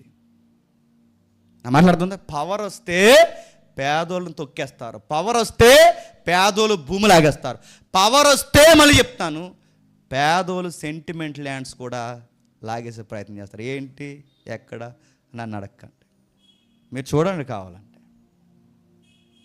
జరుగుతున్న విషయాలు చరిత్రలో సివిల్ కేసు దేవుడు చూస్తాడంటే చూస్తాడు. నీతిమంతులు భూములు లాక్కుంటే దేవుడు చూస్తాడంటే చూస్తాడు. చూస్తాడు చూస్తాడు చూస్తాడు చూస్తాడు. మరి మూట కట్టుకోవాలి కదండి ఇలా కొంచెం. అదే ఆ పాప మూట కట్టుకోవాలిగా, ఆకు పండాలిగా, అది రాలాలంటే పండాలిగా. దానికి టైం ఇస్తాడు, స్పేస్ ఇస్తాడు, చైన్ ఇస్తాడు, చైన్ ఇస్తాడు, చైన్ ఇస్తాడు. పండిన ఆకు ఖచ్చితంగా రాల్చేస్తాడు. మూటగట్టిన పాపాన్ని నిలువెల్లా పైకెక్కి తొక్కేస్తాడు. అప్పటి వరకు ఈ లోపల ఇలా ఎగురుతారు. ఇలా అలా ఆవిడందంట, నువ్వు పోస్ట్ మ్యాన్ గడవా, పవర్లో ఉన్నవాడవా అని అడిగిందంట. వెంటనే ఆవిడ చూడండి, వెంటనే లేచి అలా ఆవిడ చెప్తే చాలా బూస్ట్లాగా వచ్చేసి లేచి భోజనం చేసి మనసులో సంతోషం ఉందంట. ఆవిడ మాటకి సంతోషం వస్తుందంటే ఇక్కడికి అర్థమైపోయింది స్టోరీ అంతా. పవర్ ఉంది మన దగ్గర, మన దగ్గర పవర్ ఉంది. మనం ఏమైనా చేయించాను కానీ నేను యెజ్రెయేలు నాబోతు ద్రాక్షతోట నీకు ఇచ్చిదనని అతనితో చెప్పి ఆహాబు పేరిట తాకీదు రాయించి కొత్త శాసనం, చట్టాలు మార్చేస్తారు, సెక్షన్ మార్చేస్తారు, ఫైనల్ సెక్షన్ తెచ్చేస్తారు, కొత్త జీవోలు తెచ్చేస్తారు, ఏదన్నా ఇన్వాల్వ్ చేస్తారు. ఎందుకంటే పవర్ ఉంది. ఆ చేసి తాకీదులు రాయించి చెప్పండి అతని ముద్రతో. మళ్ళీ చూడండి, అతని ముద్రలతో అంటే అవసరమైతే లింక్ డాక్యుమెంట్లు వచ్చేస్తాయి, అవసరమైతే పాత డాక్యుమెంట్లు కూడా తిరగడిపోతాయి. ఇప్పుడు ఎవరెవరికి జప్తు చేయబడింది అన్నీ వచ్చేస్తాయి. అంటే డాక్యుమెంట్లు వస్తాయి, అన్నీ వస్తాయి, అన్నీ రాయించి అతని చేతే చెప్పండి అతని పేరుటే తాకీదు రాయించి అతని ముద్ర ముద్రించి తాకీదు నాబోతు నివాసం చేయుచున్న పట్టణపు పెద్దలకు సామంతులు పంపారు. అంటే లేపే ముందు మళ్ళీ ఎక్కడ పంపుతున్నారు? పెద్దలు. పోలీసులకు ఒక లెటర్ ఇచ్చి, అదే ఈ గవర్నమెంట్ ఆఫీసులకు వెళ్ళిన తెలుస్తుంది, వాళ్ళకు ఒక కాపీ, వీళ్ళకి ఒక కాపీ, రెవెన్యూ ఒక కాపీ, మున్సిపాలిటీకి ఒక కాపీ, కలెక్టర్ గారికి ఒక కాపీ, సిఏ గారికి ఒక కాపీ, చెప్పండి డిఎస్పీ గారికి ఒక కాపీ. ఇలా కాపీలన్నీ ఇచ్చి మేము ముందే మీకు ఇంటిమేషన్ ఇచ్చాం, మేము ఇంటిమేషన్ లేకుండా చేసామా? ఇంటిమేషన్ ఇచ్చే ఈ కుక్క రాజకీయాలు ఇప్పుడు కదండి, అప్పుడే జరుగుతున్నాయి, గుర్తుపెట్టుకోండి. ఇలాంటి కక్కుర్తి రాజకీయాలు ఇప్పుడే కదా, అప్పుడే జరిగాయి. ఎంత అన్యాయంగా అతని డాక్యుమెంట్ తిరిగేసేయడం ఏంటి, అతనికి సంబంధం లేకుండా అతని పేరే రాసేయడం ఏంటి, అతని ఎంక్వైరీ చేయకుండా అతని ముద్ర, ఆయన ముద్రలు వేసేయడం ఏంటి, ఆయన స్టాంపులు వేసేయడం ఏంటి. అది 100 రూపాయల స్టాంపు, 200 రూపాయల స్టాంపు ఇప్పుడు మనకి, ఆ రోజుల్లోనే స్టాంపులు వేసేయడం ఏంటి, ఆయన జప్తు చేయడం ఏంటి. ఇతనికి ఇన్ఫర్మేషన్ ముందు ఈయనకి ఇవ్వకుండా ఆయన చుట్టూ ఉన్న వాళ్ళందరికీ ఏమంటున్నారట, ఇన్ఫర్మేషన్ సాక్షులను ప్రవేశపెట్టారు. ఎవరిని చిన్నోళ్ళని కాదు చెప్పండి, అందరూ పెద్ద పెద్దవాళ్ళు సామంతులందరినీ ప్రవేశపెట్టి ఆ తాకీదులో రాయించినదేమనగా ఉపవాస దినము జరగవలనని. మీకు అన్నీ మ్యాచ్ అయిపోతున్నాయి ఏటో. ఉపవాస దినం జరగవలనని మీరు చాటించి నాబోతుని జనుతుల ఎదుట నిలబెట్టి, చూసారా, సమరుడు ఏర్పాటు చేశారట, దొమ్మిగా లేపేద్దామని. అప్పటి నుంచి భయంకరమైన క్రైమ్ స్టోరీస్ ఉన్నాయండి. ఉపవాస దినం అంటే ఒక ఫెస్టివల్ స్టార్ట్ చేయండి రా, ఆ ఫెస్టివల్లో ఎవడైతే అడ్డొచ్చాడో చెప్పండి ఆయన తీసేయండి రా అన్నారంట. కిందికి నీవు దేవుణ్ణి రాజుని దూషించవని అతని మీద సాక్ష్యం పలుకుటకు పనికిమాలిన ఇద్దరు మనుషుల్ని సిద్ధపడతారు. అందుకు చూసారా, మళ్ళీ బాగా వినండి, మీకు అర్థమవుతుందో లేదో. వాళ్ళు డైరెక్ట్ గొడవాడకుండా ఎవరి పేరు తెస్తున్నారు? దేవుని దూషించారు, దేవుని దూషిస్తున్నారు, దేవుని దూషిస్తున్నారు, దేవుని కార్యాన్ని అడ్డగిస్తున్నారు, దేవుని దూషిస్తున్నారు. అంటే ఆ రోజు నుంచి కూడా దేవుణ్ణి అడ్డెట్టుకునే రాజకీయాలు చేస్తున్నారు. ఇది లోకానికి నిజంగానే ఈ సోషల్ మీడియా అంటే అంటుంది కదా, చూసింది ఒకటి, చెప్పేది ఒకటి, జరిగిందోటి, జరిగినట్టు చూపించేది ఒకటి. సోషల్ మీడియాలో కూడా ఎలా ఉంటుందో తెలుసా? అవునా, దేవుని దూషించాడే మన దేవుణ్ణి దూషించాడు. ఎలా వెళ్తాడాడు? ఈ రూట్లోనే వెళ్తాడాడు. ఎలాగ వెళ్తున్నాడే. వాళ్ళ పిల్లలు ఎక్కడ చదువుతున్నారు, వాళ్ళ ఆవిడ ఏం చేస్తుంది, అన్నాడు మన దేవుణ్ణి. చూసారా, విషయం పెద్దదైపోవడానికి ఎవరి పేరు చొప్పేస్తున్నాడండి వాడు, పనికిమాలోడు, ఆహాబుగాడు? దేవుడి పేరు. అది కావాలని ఫెస్టివల్ డే పెట్టాడు, కావాలని ఆ రోజు ఎంచుకున్నాడు. ఆ రోజు దేవుణ్ణి దూషిస్తున్నాను కానీ ఈ సామాన్య జనులందరికీ ఇటెక్కిపోద్ది. దేవుని దూషిస్తున్నాను కానీ సామాన్య జనులు దూషిస్తున్నారని వెంటనే రాజును దూషిస్తున్నాడు, దేవుని దూషిస్తున్నాడని అతని మీద సాక్ష్యం పలుకుటకి ఎవరండి ఎల్లో? అవడం చూడండి, ఎవరండి ఎల్లో? పనికి మాలినోళ్ళు పని ఏముందండి, వాళ్ళు పనికి మాలినోళ్ళు కాబట్టి ఇంకా పని లేదు వాళ్ళకి. వాళ్ళు ఏం చేస్తారో తెలుసా? ఆ పనికి మాలినోళ్ళు ఎరా అలా చేశాడంటే, అవునయ్య గారు మా కాళ్ళ ముందే అలా వెళ్ళాడండి, ఆ వెళ్ళి అదిగో చెయ్యరు కూడా ఏంటంటే దేవుడి దడ్డు మేమే చూసామండి అయ్యగారు అండి, అప్పుడే గడ్డి కోసుకుని వచ్చానండి నేను అన్నాడు. పనికి మాలినోడు ఈడు ఎవర్రా అంటే మళ్ళీ ఆ పేటలో ఉన్నాడే. ఇంకా పేట అంటే ఏంటని అడగండి నన్ను. సిగ్గు, లజ్జ, సీము, నెత్తురు నడుతున్న సహోదరులు ఈ మాటని అనకూడదు. జాతి గౌరవం, పేద గౌరవం ఏమీ లేని పనికి మన గాలెదలు, సారా ప్యాకెట్కి బ్రాందీ కాయలకి నోట్లకి పడిపోయే గాలెదలు ఉంటారే. ఈ గాలెదలు ఎవరి మీద సాక్ష్యం చెప్పారంటే, వీడితో తెల్లారితే బతికే పక్కోడు అమాయకుడి మీద సాక్ష్యం చెప్పారండి. అవునండి అయ్యగారండి వెళ్ళాడండి, అసలు మంచోడు కదండి అడు అన్నారంట. చెప్పేశారు పనికి మనలో సాక్ష్యాలు. ఆ ఇద్దరు మనుషుల్ని సిద్ధపరచుడు, తీర్పైన మీదట అతను బయటికి తీసుకుని పోయి, చూడండి, డైరెక్ట్ సివిల్ కేసులో వాళ్ళ భూమి లాగేసుకుంటున్నట్టు కనబడుతున్నారా? నా మాట మీకు అర్థమవుతలేదు. వాళ్ళు డైరెక్ట్గా ఫైట్ చేస్తున్నారా, మరొక స్టోరీ క్రియేట్ చేసి ఇండైరెక్ట్గా లేపేస్తున్నారు? చెప్పండి. అది అంటే ఈ మనిషి ఏంటంటే, ఈ మనిషి ఉన్నాడు కాబట్టి భూమి నాది, మా పితరులు, మా తాత మా అయ్య దగ్గర నుంచి మాకు ఇలా కంటిన్యూ అవుతుందండి, ఇది మాకు లెగసీగా వచ్చిన భూమి అండి, ఇది మేము వదిలేసుకుందామండి, కాకపోతే మా తండ్రి కొన్న సెంటిమెంట్ ల్యాండ్ అంటే మేము ఇవ్వలేమండి, మా పిత్రార్జితం ఇవ్వలేము, ఇది మా లెగసీ కదని చెబితే, ఈ లెగసీయే లేకుండా చేసిన పని ఏంటి తెలుసా? ఆయన లేపెత్తే ఇంకా అడిగేవాడు ఎవడు ఉంటాడు? మళ్ళీ అర్థమైందా? అతను లేపంటే భూమి లాక్కోవడానికి ఫెస్టివల్ పెట్టారు, భూమి లాక్కోవడానికి దేవుడి పేరు ముందు పెట్టారు, భూమి లాక్కోవడానికి రాజునంటే అవసరమైతే మంత్రుల్ని, ముఖ్యమంత్రిని, ప్రధానమంత్రిని దూషిస్తున్నారంటారు. ఏదంటే స్టోరీ క్రియేట్ చేస్తారు, చట్టం క్రియేట్ చేస్తారు. ఈయన తీసుకెళ్ళి చట్ట ప్రకారం చెప్పండి చంపేయండి అన్నారు. ఇదంతా దేనికోసం అండి? ముఖ్య అంశాలంటే దేనికోసం చెప్పండి? ల్యాండ్ కోసం. లాగేశారు, అమాయకుని చంపేశారు, అయిపోయింది అనుకున్నారు. అతని పట్టణము నివసించు సామంతులు యెజబెలుకు తమ పంపిన తాకీదు ప్రకారం, వీళ్ళ పేరుకే పెద్దలు, ఆ పెద్దరకం ఎప్పుడూ వీళ్ళకి చూపించలేదు. ఆ పట్టణపు పెద్దలు, టౌన్లో ఫేమస్ ఎవరైతే ఉన్నారో జస్టిస్ మాట్లాడే న్యాయవంతులు అందరూ ఆ తాకీదు అంటే ఇంకా ఆ తాకీదులు ఏముందో చదివేశారు, అంతే.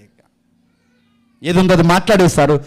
ఎట్లనగా వారు ఉపవాస దినం సాటించి నాబోతు ప్రజల ఎదుట నిలబెట్టి, ఎంత దారుణం అండి, ఒక అమాయకుడిని నిలబెట్టి ప్రజలందరూ చూస్తుండగా, ఈ జడ్జిమెంట్లు అందరూ జడ్జెస్ ఎవరైతే ఉన్నారో, ఈ న్యాయకోవిధులు ఎవరైతే ఉన్నారో అందరూ వచ్చి ఆ నిలబెట్టి జనులందరూ చూస్తుండగా, ఆ పనికి మాలిన ఇద్దరు మనుషులను సమాజంలో ప్రవేశపెట్టి అతను ఎదుట కూర్చోబెట్టి, నాబోతు దేవుణ్ణి దూషించాడు, రాజును దూషించాడని జనుల పక్షమున నాబోతు మీద సాక్ష్యము పలకగా, పట్నము బయటికి అతను తీసుకుని పోయి రాళ్లతో చావగొట్టి, నాబోతు రాతి దెబ్బల చేత మరణమైనని వారి యెజబెలుకు వర్తమానం పంపగా, నాబోతు రాతి దెబ్బల చేత మరణమైన యెజబెలు విని, నాబోతు సజీవుడు కాడు, అతడు చనిపోయాడు కనుక నువ్వు లేచి యెజ్రెయేలుడైన నాబోతు క్రయమునకు ఇవ్వాలని నల్లకపోయినా అతని ద్రాక్ష తోటను స్వాధీనపరుచుకోమని ఆహాబుతో చెప్పగా, నాబోతు చనిపోయిన ఆహాబు విని లేచి యెజ్రెయేలుడైన నాబోతు ద్రాక్ష తోటను స్వాధీనపరచుకొని. బాగుండి, వీళ్ళు బయటికి రాలేదండి, సీన్లోకి రాలేదు. వీళ్ళు సీన్లో ఎవరు? రాజు రాలేదు.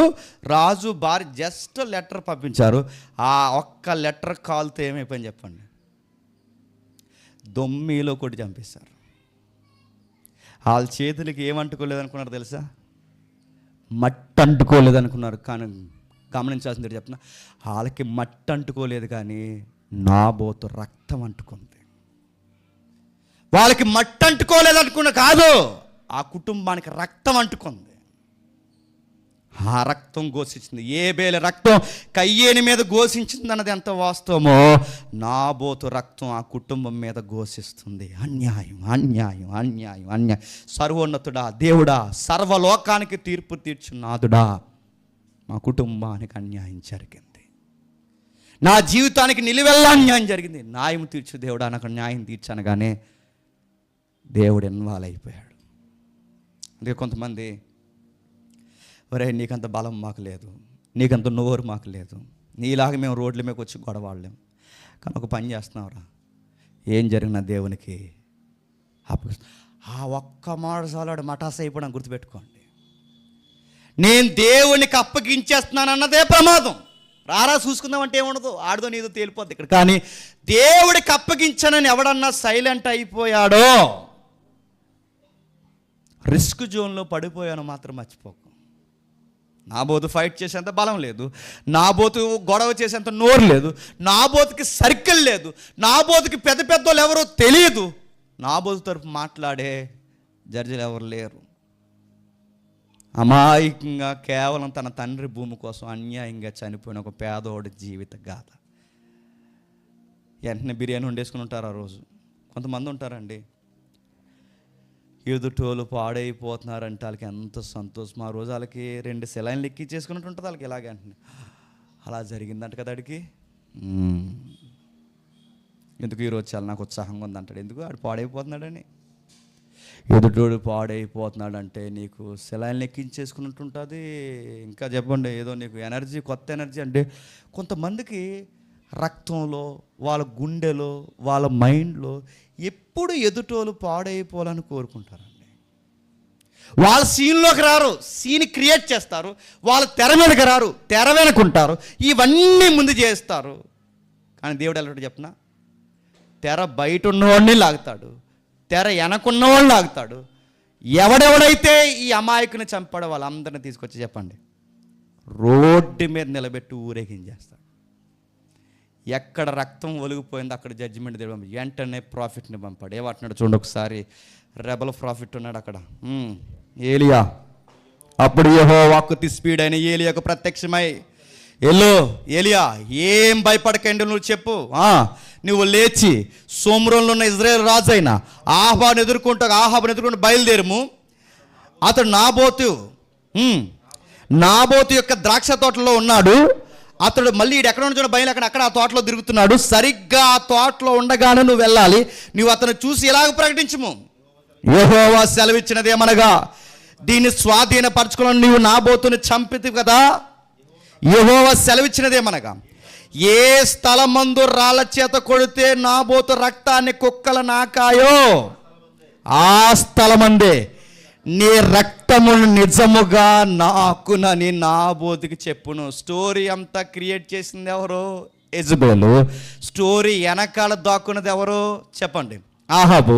అసలు కథనం అంతా నడిపించింది ఎవరు? యెజబెలు.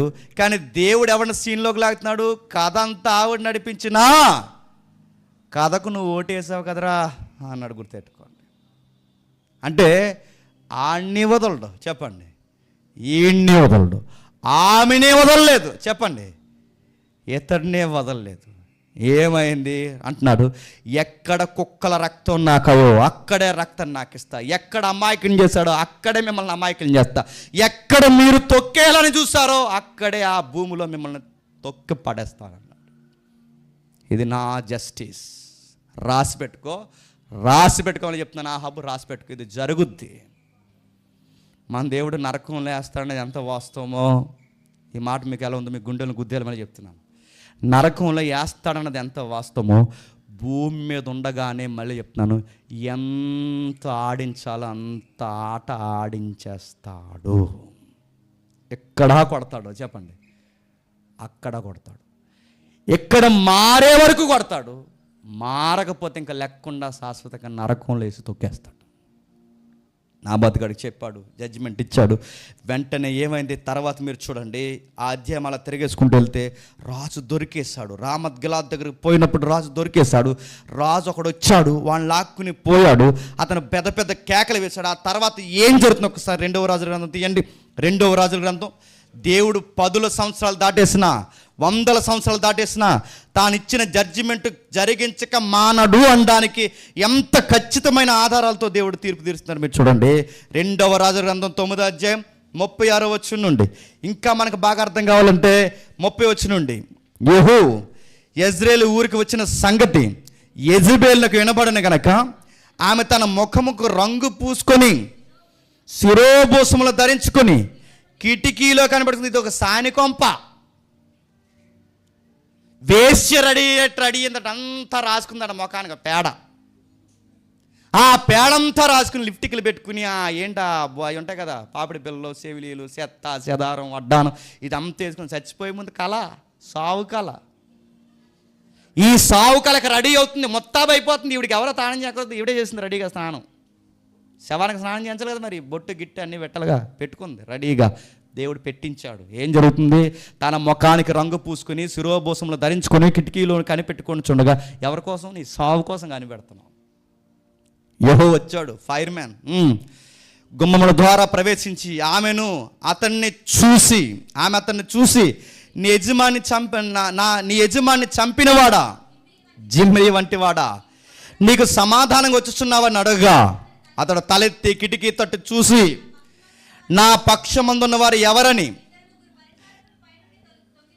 2-3 పరిచ అడుగగా అతడు తల ఎత్తి కిటికీ తట్టు చూసి నా పక్షమందున్న వారు ఎవరని అడుగగా 2-3 పరిచారకులు పైనుండి తొంగి చూసి దీని క్రింద పడవేడని అతడు చెప్పగా, బాగండి, ఏ 2-3 సాక్ష్యాల మీద అక్కడ మనిషిని పడగొట్టి చెడగొట్టే రక్తం కారించారో అదే కిటికీల్లో ఆ మనిషి ఆ ఊర్లో కనిపెడుతూ ఉండగా ఆ మనుషులు చూస్తుండగా ఈ మనోడు తెల్లని గుర్రం వేసుకుని వచ్చి కిటికీ వైపు చూసి యెహోవా చూసి అన్నాడట, ఏయ్ నా పక్షాన్ని నిలబడేది ఎవడు రానగానే వీళ్ళకి టెర్రర్ స్టార్ట్ అయిపోయింది. ఆజ్ఞాపిస్తున్నాను, ఆ ముఖమంతా అలంకరించుకుని ఆ పనికి మళ్ళీ దాని కిటికీలోంచి కిందకి ఏంటండి అన్నాడు. ఏ 2 పేర్ల మీద అయితే ఆ మనిషిని చంపేశారో సేమ్ ఇప్పుడు మళ్ళీ సీన్లోకి దేవుడు చెప్పండి మళ్ళీ 2-3 తెచ్చాడు. నేను మళ్ళీ చెప్తానండి, మనం మర్చిపోతామండి ఏం చేస్తాము, కానీ ఆయన మర్చిపోవడం. నువ్వు ఎదుటోళ్ళని చూసి తుమ్మితే నిన్ను మళ్ళీ తుమ్మేస్తాడు, గుర్తుపెట్టుకో. మీకు వీలైతే మత్తయి సువార్త వివరణ చెప్తున్నా వినండి. యోధాకి దేవుడు జడ్జిమెంట్ ఇస్తాడు. యోసేపుకి ఏం చేస్తాడో సేమ్ అదే యోధా లైఫ్ స్టోరీ జరుగుతుంది, మీరు చూడండి కావాలంటే. ఏదైతే చేశాడో అదే జరుగుతుంది. ఎవరిని అయిపోయిన తర్వాత వీలైతే అది మాట్లాడదు. ఒకసారి మీరు కింద చూడండి. దీని క్రిందకి పడదోయడనగానే అతను చెప్పగా దాని క్రిందకి పడదోస్తున్నందున దాని రక్తము కొంత గోడల మీద గుర్రాల మీదను చిందెను, మరియు గుర్రాల చేత దాన్ని త్రొక్కించను. ఎంత దారుణమైన సావండి. నువ్వు రాళ్ళ చేత కొట్టించావు, అదే రాళ్ళ మీద పైనుండి నేను కిందకి పడేశాను. రాళ్ళ దెబ్బల చేత రక్తాన్ని సిందించావు, ఆ రాళ్ళకేసి నేను గుద్దేసి నీ రక్తాన్ని తీసేసాను. ఇంకా నీ బాడీ ఇంకా బ్యూటీ కనబడకూడదని గుర్రాల చేత చెప్పండి తొక్కించేశాడు. చిత్ర కైమ చేసి పాడేశాడు. అతను లోపల ప్రవేశించి అన్నపాలములు చేసిన తర్వాత శాపగ్రస్తురాలైన రాజు కుమార్తె కనుక మీరు వెళ్ళి దాన్ని కనుగొని పాతి పెట్టడని ఆజ్ఞగా వారు దాన్ని పాతి పెట్టబోయి, అయితే దాని కపాలం, ఎంత దారుణమైన జడ్జిమెంట్ చూడండి, దాని కపాలమును పాదములు అరిచేతులు తప్ప మరి ఏమి, బాడీ ఏమైంది? కైమైపోయింది. నేను అడుగుతున్నాను, నువ్వు ఎంత చేస్తే దేవుడు అంత చేస్తాడు. వాడికి 10% నువ్వు కీడు చేస్తే నీకు 100% కీడు మీదకి తెస్తాడు. నా బోతున్న రాళ్ళ చేత కొట్టించి రక్తం వలిగించావు, దేవుడు నీ బాడీని కూడా గుర్రాల చేత తొక్కించేస్తాడు. వెళ్ళి వాళ్ళ ఇంట్లోనే భోజనం చేశాడంటే యెహూ వెళ్ళి అక్కడ కూడా భోజనం చేయమందిగా ఎవరినే? అలా ఆయన్ని దేవుడు అన్నాడు, నువ్వు భోజనం చేయి వాళ్ళ ఇంట్లోకి వెళ్ళి. ఆడిద్దరు సాక్షులు పెట్టింది, ఆ ఇద్దరు చేత కంటించే ఆడు భోజనం చేస్తాడు, వాళ్ళ ఇంట్లోకి వెళ్ళి నువ్వు భోజనం చేయి. ఆ మనిషి అక్కడ కింద పడగొట్టు, నువ్వు పడగొట్టించు. మొత్తం చిత్రగా అవుతుంది. ఎంత అయినా రాజకుమార్తె కనుక కొంచెం అంత్యక్రియలు బాగా చేయండి అంటే అంత్యక్రియలు చేయడానికి వెళ్తే తలేది తలేది, కాలేది, మొక్కేది, చెక్కేది లేదు. బాడీ మొక్కలు ఏరుకున్నారట. ఎంత ఎదిగినా ఆవిడ తలకే కనబడలేదట. వారు తిరిగి వచ్చి అతనికి ఆ సంగతి తెలియజెప్పగలరు. ఇట్లా నిరుగో, యెజబెల్ని ఎవరిని గుర్తుపట్టలేకుండా యెజ్రెయేలు భూభాగమందు కుక్కలు యెజబెలు మాంసమును తినును. చూసారా, కుక్కలు మళ్ళీ వచ్చాయి. నాబోతు రక్తాన్ని కుక్కలు నాకాయి. నీకు నీ రక్తాన్ని, శరీరాన్ని కూడా కుక్కలు నాకి తినేస్తాయి. తీర్పు తీర్చు మనుషుడా, నువ్వు ఎట్టివాడివైనను సరే, నువ్వు ఏది తీరుస్తావో అదే నీ నెత్తి మీదకి తెస్తా. ఎదుటోళ్ళు కొంపలను పాడు చేస్తే నీ కొంపను పాడు చేస్తా. ఎదుటోళ్ళకి పేర్లు పెడితే నిన్ను రోడ్డు మీదకి లాక్కొస్తా. ఎదుటోళ్ళని రోడ్డు మీద నిలబెడితే నిన్ను తీసుకెళ్ళి హైవే మీద నిలబెడతా. ఏమనుకుంటున్నావు? ఊరు కూడా అంట కిందకి. యెజబెలు యొక్క కళేబరంలో యెజబెలు భూభాగమందు పెట్టవలన ఉండును, కానీ తన సేవకుడు తిష్బీయుడైన ఏలియా ద్వారా యెహోవా సెలవిచ్చిన మాట చెప్పింది. అంటే ఏలియా జడ్జిమెంట్ కాపీ ఇచ్చి వెళ్ళిపోయాడు. ఎక్కడ ఇందాక 21వ అధ్యాయం 1వ రాజుల గ్రంథంలో ఏమని, నీ కుక్కలు కూడా రక్తం తాగుతాయి. నిజానికి పాతి పెడదాం అనుకున్నాం, కానీ ఎందుకు పాతి పెట్టలేకపోయామంటే ఆల్రెడీ అక్కడ జడ్జిమెంట్ జరిగిపోయింది. ఏమని, ఆమెను పాతి పెట్టకూడదు, ఆమె రక్తాన్ని కుక్కలు నాకాలి, ఆమె మాంసాన్ని కుక్కలు తినాలి. అంతకి బాడీ పాతి పెట్టకుండా ఏలియా చెప్పిన జడ్జిమెంట్ నెరవేరినట్టు ఇది అంతయ్యో చెప్పండి. ఇలా అనుకున్నారు, మనిషిని లేపేస్తాం, ఏం చేస్తాం, అయిపోయింది, తొక్కేస్తాం, లాగేస్తాం, భూమి లాగేసుకున్నామంటే ఏమి లాగేసుకుంటాం? గమ్మత్తడి చెప్పిన, భూమి ఉంది, నాబాతు పోయాడు. భూమి ఉంది, ఆహాబు పోయాడు. భూమే ఉంది, యెజబెలు పోయింది. ఎప్పుడు గుర్తుపెట్టుకోండి, భూములు ఉంటాయి, మనం పోతాం. దీనికోసం గొడవ పెట్టుకో. నువ్వు ఈ భూమి కోసం అవతల లింగి గడేసి, యువతల లుంగి పైకి గడేసి, ఆ లుంగి ఆడి పైకి గడేసి రారా తేల్చుకుందాం అన్నట. ఆ లుంగి కట్టుకున్నాడు పోతాడు, ఈ లుంగి కట్టుకున్నాడు పోతాడు. భూమే ఉంటుంది, లుంగీలు పోతాయి. ఈ భూమి కోసం నీ గొడవ. సొంత అన్నదమ్ములు జానా నేల కోసం వాళ్ళ భార్యలు కుదిరిన గొడవ పెట్టారట. ఆ జానా నేల కోసం రారా తేల్చుకుందాం అని కత్తి తీసాడట. గోడ కోసం, జానా గోడ కోసం. కానీ గమ్మత్తు చెప్పిన, గోడ అవతలోడు పోతాడు. చెప్పండి, గోడ ఎదురు గోడ ఉంటుంది, భూమి ఎల్లకాలం ఉంటుంది, తరాలు చెప్పండి గతించిపోతాయి. దేవుడు అన్నాడు, ఇది నా జస్టిస్ అన్నాడు. మర్చిపోయాడు ఆయన, వదిలేశాడు ఆయన. తీర్పు తీర్చి మనుషుడు, ఆయన పక్షపాతం ఉన్నది. ఎవరికైనా సరే ఆయన తీర్పు తీరుస్తాడు. ముగిద్దాం. రోమిలికి రాసిన పత్రిక 3వ అధ్యాయం, రోమిలికి రాసిన పత్రిక 3వ అధ్యాయం, రోమిలికి రాసిన పత్రిక 3వ అధ్యాయం 3వ వచనం నుండి.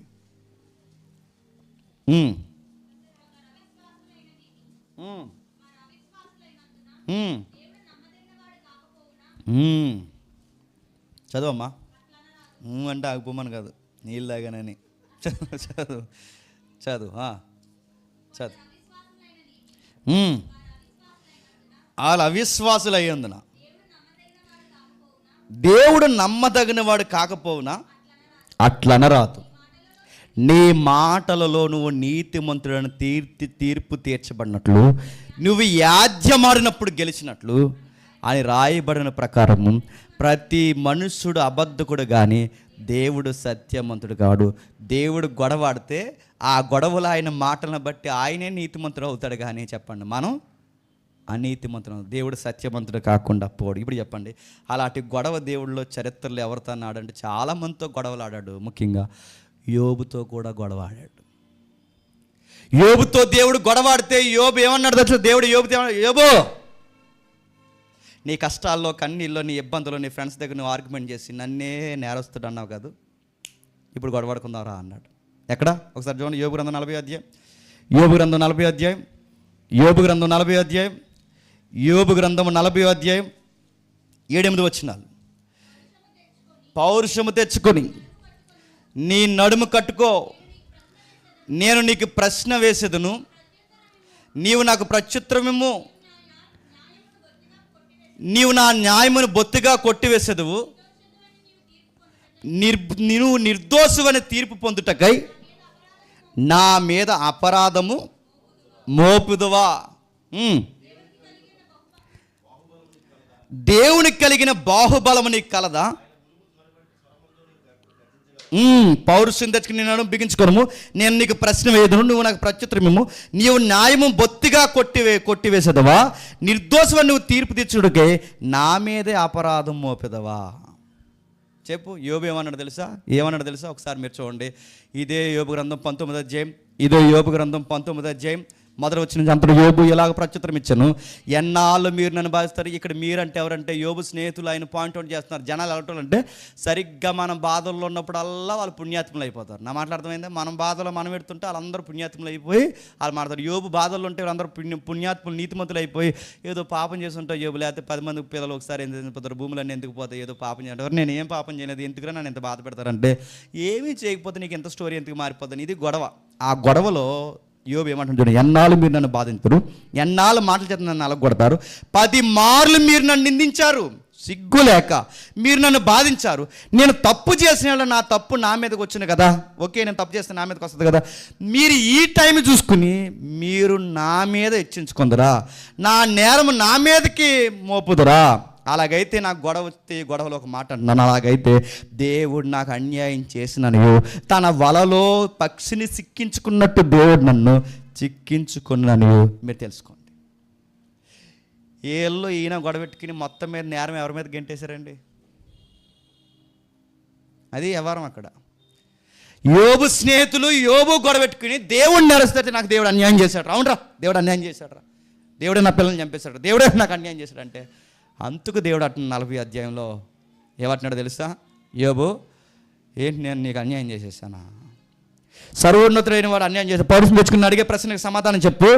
నీవు నా న్యాయం బొత్తిగా కొట్టివేసేదువా, నిర్దోషమని నువ్వు నీతిమంతుడని చెప్పుకోవడానికి నన్ను నేరస్తుని చేస్తావా, నా మీదే అపరాధం మోపుతావా అని మొత్తం గొడవ అయిన తర్వాత, ఆ జడ్జిమెంట్ వెలువరింపబడిన తర్వాత యోబుకి దేవుడితో గొడవడిన తర్వాత అర్థమైంది ఏంటంటే 42 అధ్యాయం మొదటి వచ్చిన, అప్పుడు యోబు యెహోవాకి ఇలాగ ప్రత్యుత్తరం ఇచ్చాను, నువ్వు సమస్త క్రియలు చేయగలవనియు నీ ఉద్దేశించినది ఏది నిష్ఫలము కానేరదనియు నీతో ఆర్గ్యుమెంట్ చేశాక నా బుర్ర పనిచేస్తుంది అన్నాడు.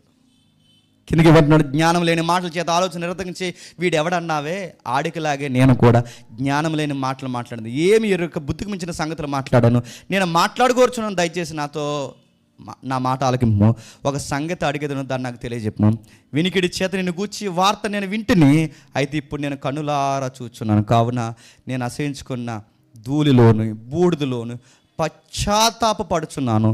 యెహోవాతో యోబు బాధపడుతున్నాడు, తప్పే అయిపోయింది ప్రభువా, నువ్వు సమస్త క్రియలు చేయగలవు, ఎందుకు కీడు తెచ్చావంటే ఇదిగో నాలో ఇలాంటి సూక్ష్మ బుద్ధి ఉంది అని నన్ను బయటెట్టడానికే నా జీవితంలోని కష్టాలు కానీ తెచ్చావు. నువ్వు సమస్త క్రియలు చేయగలవు, నా బాగు కోసమే ఇవన్నీ చేస్తావు, కానీ నేనేమనుకున్నానంటే నువ్వేదో నాకు అన్యాయం చేసేస్తున్నావు అనుకో, నన్ను క్షమించు ప్రభువా. అందుకే రోమపత్రికలో పౌలు గారు అంటున్నారు, దేవుడు వ్యాజ్యం ఆడినప్పుడు దేవుడిని ఎవడైనా అన్యాయస్తుడైనా ప్రూవ్ చేయగలడా? ఎవరు అన్యాయస్తులు చెప్పండి? మనం. ఎవరు అసహ్యులు చెప్పండి? మనం. ఎవరు అబద్ధికులు చెప్పండి? మనము. ఎవరు దోచుకునేవారు చెప్పండి? మనం. ఎవరు అబద్ధికులు చెప్పండి? మనం. ఎవరు అక్రమ సంబంధం కలవబడింది? మనం. ఎవరు చీకట్లో బతికేది ఎవరు చెప్పండి? మనము. చేయాల్సినవన్నీ చేసి అన్నీ నెత్తికి చుట్టుకుని మనం అంటాం. చెప్పండి. దావీదుని పరీక్షించిన దేవుడు నన్ను దావీదుతో పోల్చుకుంటున్నావంటే, సొలొమోనుతో పోల్చుకుంటున్నావంటే, అంటే ప్రత్యక్షంగా పరోక్షంగా చెప్పండి ఒప్పుకుంటున్నావు కాదు, ఒప్పిస్తాడు. అందుకే దేవుడు అంటున్నాడు ఆయన అట్రిబ్యూట్స్లో, ఆయన నీతిమంతుడు, చెప్పండి న్యాయవంతుడు. ఆయన తీర్పు తీర్చినప్పుడు న్యాయమును బట్టి తీర్పు తీరుస్తాడు. నేను ముగిస్తున్నాను. దేవుడి దృష్టికి మరి ఎవడు నీతిమంతుడు అంటే ఎవడూ లేడు. ఇక్కడ నువ్వు కూర్చున్నా, ఇక్కడ నేను కూర్చున్నా, ఆహాబును ద్వేషించడం అనేది ఎంత వాస్తవమో, దావీదుని ద్వేషించడం అనేది ఎంత వాస్తవమో, నన్ను ద్వేషిస్తున్నాడు అన్నది కూడా అంతే వాస్తవం. మరి ఇంకా నా మీద ఉగ్రత కుమ్మరించుకుంటానని ఎలా వదిలేశాడంటే, దేవుడు గుర్తుపెట్టుకోండి, ఆయన న్యాయం ఎంత బాగా తీర్చాడు ఒక్కసారి. అది మీకు ఏ పెన్ ఉంటే ఆ పెన్ అండర్లైన్ చేసుకోండి. రోమపత్రిక 3వ అధ్యాయం 25వ వచనం. రోమిలికి రాసిన పత్రిక 3వ అధ్యాయం 25వ వచనం. పూర్వము చేయబడిన పాపములు దేవుడు తన ఓరిమి వలన ఓర్చుకొని ఓరిమి వలన ఉపేక్షించినందున ఆయన తన నీతిని కనపరచవలన, తన నీతిమంతుడిగా తన నీతిని కనపరచవలనని క్రీస్తు యేసు రక్తము వలన విశ్వాసము ద్వారా ఆయనను కరుణాధారముగా బయలుపరచును. దేవుడు ఎప్పటి కాలముందు తన నీతిని కనుపరచు నిమిత్తము తాను నీతిమంతుడును యేసునందు విశ్వాసం గలవాడిని నీతిమంతునిగా తీర్చుటకై ఉండుటకు ఆయన అలాగూ చేసి. నెక్స్ట్ వీక్ చెప్తాను, మనకు టైం అయిపోయింది కనుక. దేవుడు ఈ లోకానికి తీర్పు ఎలా తీస్తున్నామంటే ఆయన నాయను బట్టే. ఇప్పుడు అడుగుతున్నాను, దొంగలు ఉన్నాం, అబద్ధికులు ఉన్నాం, వ్యభిచారులు ఉన్నాం, చీకటికి అలవాటు పడిన వాళ్ళు ఉన్నాం, అడ్డగోలు సంపాదనకు అలవాటు పడిన వాళ్ళు ఉన్నాం, అన్ని రకాలుగా ఉన్నాం. ఇప్పుడు దేవుడి నీతిని బట్టి మన అందరికీ ఏం జరగాలి చెప్పండి? తీర్పు జరగాలి. వ్యభిచారి కన్నా లంచగొండ మంచివాడండి, లంచగొండ కన్నా అబద్ధికుడు మంచి, ఈ ఏముండవు బేరసారాలు, అన్నీ ఒకటే కేసులు గుర్తుపెట్టి అన్నిటికీ జడ్జిమెంట్ ఉంటాయి. అన్ని తప్పులకు ఒకటే మొట్టిగా వేస్తాడు. మరి ఎలా వదిలేస్తున్నాడంటే అక్కడ రాస్తున్నాడు చూడండి, దేవుడు శిక్ష విధిస్తాడు. ఆ శిక్ష అంటే ఆయన నీతిని బట్టి పనిష్మెంట్ ఇస్తాడు. ఆ పనిష్మెంట్ ఇస్తున్నప్పుడు దేవుడి లోకముని ఎంతో ప్రేమిస్తున్నాడా, ప్రేమించాడా? ఫాస్ట్ టెన్సా, ప్రజెంటా? చెప్పండి. ఏ సెన్స్లో ఉంది అది? ఏ టెన్సెస్లో ఉంది చెప్పండి? దేవుడు లోకాన్ని ఎంతో ప్రేమించను అంటే అది పాస్ట్లోనే ఉంది. ప్రేమించను అంటే ఒకప్పుడు లోకాన్ని తన దయాకిరీటితో ప్రేమించాడు, ఇప్పుడు ప్రేమిస్తున్నాడు. ఆ ప్రేమించే దాంట్లో ఒక ఫిల్టర్ వచ్చింది. ఆ ఫిల్టర్ ఏంటంటే తన కొడుకుని మధ్యలో నిలబెట్టి తన ద్వారా ప్రేమిస్తున్నాడు. ఇప్పుడు మనం అందరం గుర్తుపెట్టుకోండి, మనం నీతిమంతులు అవ్వాలి అంటే, నేను మళ్ళీ చెప్పి ముగిస్తున్నాను, లాస్ట్ వీక్ చెప్పింది, నేను అలా ఎదురుకొచ్చి నిలబడితే ఆయన దృష్టిగా నీతిమంతుని కాదు. అలా వెనక్కి ఆయన వెనకాల నిలబడాలి. ఎవరు వెనకాల చెప్పండి? క్రీస్తు వెనక నిలబడాలి. ఆ జల్లెల్లో దేవుడు చెప్పండి తన ద్వారా మనం ప్రేమిస్తున్నాడు. లేదా మనం నిలబడలేము, కనబడలేము, కూర్చోలేము, ఇక్కడ నిలబడి మాట్లాడలేము, ఏమి చేయలేము. మన దేన్ని బట్టి ధైర్యం అంటే పౌలు అంటాడు, నాకు ప్రభువును పట్టగలిగే ధైర్యం ఇది. అందుకే సిలువ ముందు ఉండాల్సిన వాళ్ళని కాదు చెప్పండి, మనం సిలువ వెనకాల ఉండాలి. దేవుని ముందు ఉండాల్సిన వాళ్ళని కాదు, క్రీస్తు వెనక మనం నిలబడాలి. అందుకే పౌలు గారు అంటున్నారు, ఎప్పటి కాలమందు దేవుడు తన నీతిని బయలుపరుస్తున్నాడు. ఒకప్పుడు లోకాన్ని ఎంతో ప్రేమించిన దేవుడు అంతగా లోకాన్ని ఎందుకు ప్రేమించాడు? ఈ లోకాన్ని అంతటిని తన కుమారుని కిందకి తేవడానికి ప్రేమించాడు. ఇప్పుడు అందరూ అంతటను మారు మనసు పొందాలి అంటే తను నిలబెట్టిన క్రీస్తుని విశ్వసించాలి. నువ్వు ఎలాంటోడువైనా ఇప్పుడు దేవుని ప్రేమ నీకు దొరకాలి అంటే దేవుడి దయ నీతిమంతుల మీద చూపిస్తాడు, అనీతిమంతుల మీద చూపిస్తాడు. కానీ ప్రేమ క్రీస్తుని ప్రేమించిన వాడి మీద చూపిస్తాడు. ఇది అందరికీ అర్థమవుతుందో లేదో నాకు తెలియదు, కానీ అర్థమయ్యే వాళ్ళకి అర్థం అవ్వాలి. నీతిమంతుల మీద అనీతిమంతుల మీద అందరి మీద దయ ఉంటుంది. అందరికంటే వర్షాన్ని కురిపిస్తాడు, ఎండను కాయిస్తాడు, పంటలు పండిస్తాడు, అన్నీ ఇస్తాడు. కానీ ఆయన ప్రేమించే ప్రేమ ఉంటుంది. అది ఎవరికి దక్కుతుందంటే తను నిలబెట్టి పడగొట్టి మళ్ళీ తిరిగి లేపిన క్రీస్తుని ఎవరైతే విశ్వసిస్తారో వారిని ప్రేమిస్తాడు. ఇప్పుడు ఆయన యందు విశ్వాసం ఉంచాలి. ఇప్పుడు నాకు పడాల్సిన శిక్షను ఆయన నీతిని బట్టి ఆ శిక్ష ఖచ్చితంగా పడాలి.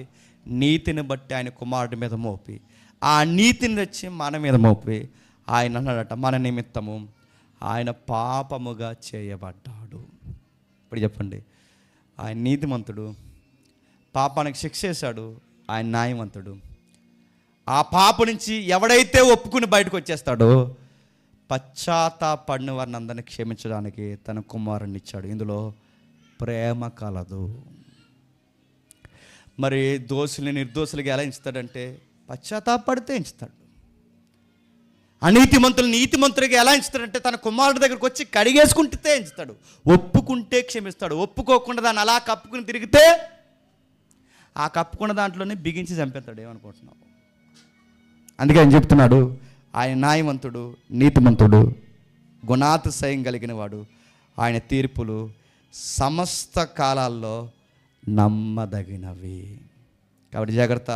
అందుకే రోమపత్రులు అంటున్నాడు, తీర్పు తీర్చు మనుషుడా, నువ్వు ఎవడవైనా సరే నువ్వేది ఎత్తుతావో చెప్పండి గలతీ పత్రిక అదే కోస్తావు. రోమపత్రికలో చెప్తున్నాడు, నువ్వు దేవుని అనుగ్రహాన్ని, ఆయన సహనాన్ని లోకు తీసుకుని, ఈ ప్రసంగం ద్వారా ప్రేరేపించిన పొరకెక్కకపోయినా, నీ స్నేహితుల ద్వారా ప్రేరేపించిన పొరకెక్కకపోయినా, ఆయన సహనాన్ని లోకు గట్టి ఇంకా అడ్డగోలు సంపాదనకి, ఇంకా అడ్డగోలు మాటలకి, ఇంకా అడ్డగోలు అక్రమ సంబంధాలకి, ఇంకా అడ్డగోలు చీకటి పనులకు నువ్వు అలవాటు పడుతూ తిరిగితే దేవుడు అంటున్నాడు, ఆయన సహనాన్ని పరీక్షిస్తే నీకు ఇక్కడ తీర్పు తీరుస్తాడు. చెప్పండి, రాబోతున్న తీర్పులో కూడా నిన్ను, నన్ను, మనల్ని అందరినీ నిలబెట్టి శాశ్వతమైన ఉగ్రత పాత్రలో చెప్పండి తొక్కుతాడు. ఆయన క్రీస్తు దగ్గరికి వచ్చి ఎవడైతే కడిగేసుకుని మళ్ళీ వాటి జోలికి పోకుండా ఓపికతో సత్క్రియలు చేస్తూ ఆయన ఇచ్చిన క్రియను, కృపను కాపాడుకుంటాడో, భయముతో వణుకుతో ఎవడైతే బతుకుతాడో వాడిని జీవమను కృపావరములో ఆ రోజు వాడిని నిలబెడతాడు. నేను మళ్ళీ చెప్తున్నాను, ఆయన నీతిమంతుడు, న్యాయవంతుడు. అంతకుముందు మనం చూస్తాం ఆయన పరిశుద్ధుడు, చెప్పండి. అంతకుముందు మనం చూస్తాం ఆయన ప్రేమ కలిగిన వాడు, ద్వేషం కలిగిన వాడు. ఈ దేవుని గుణగణాలు, ఇది దేవుడు అంటే.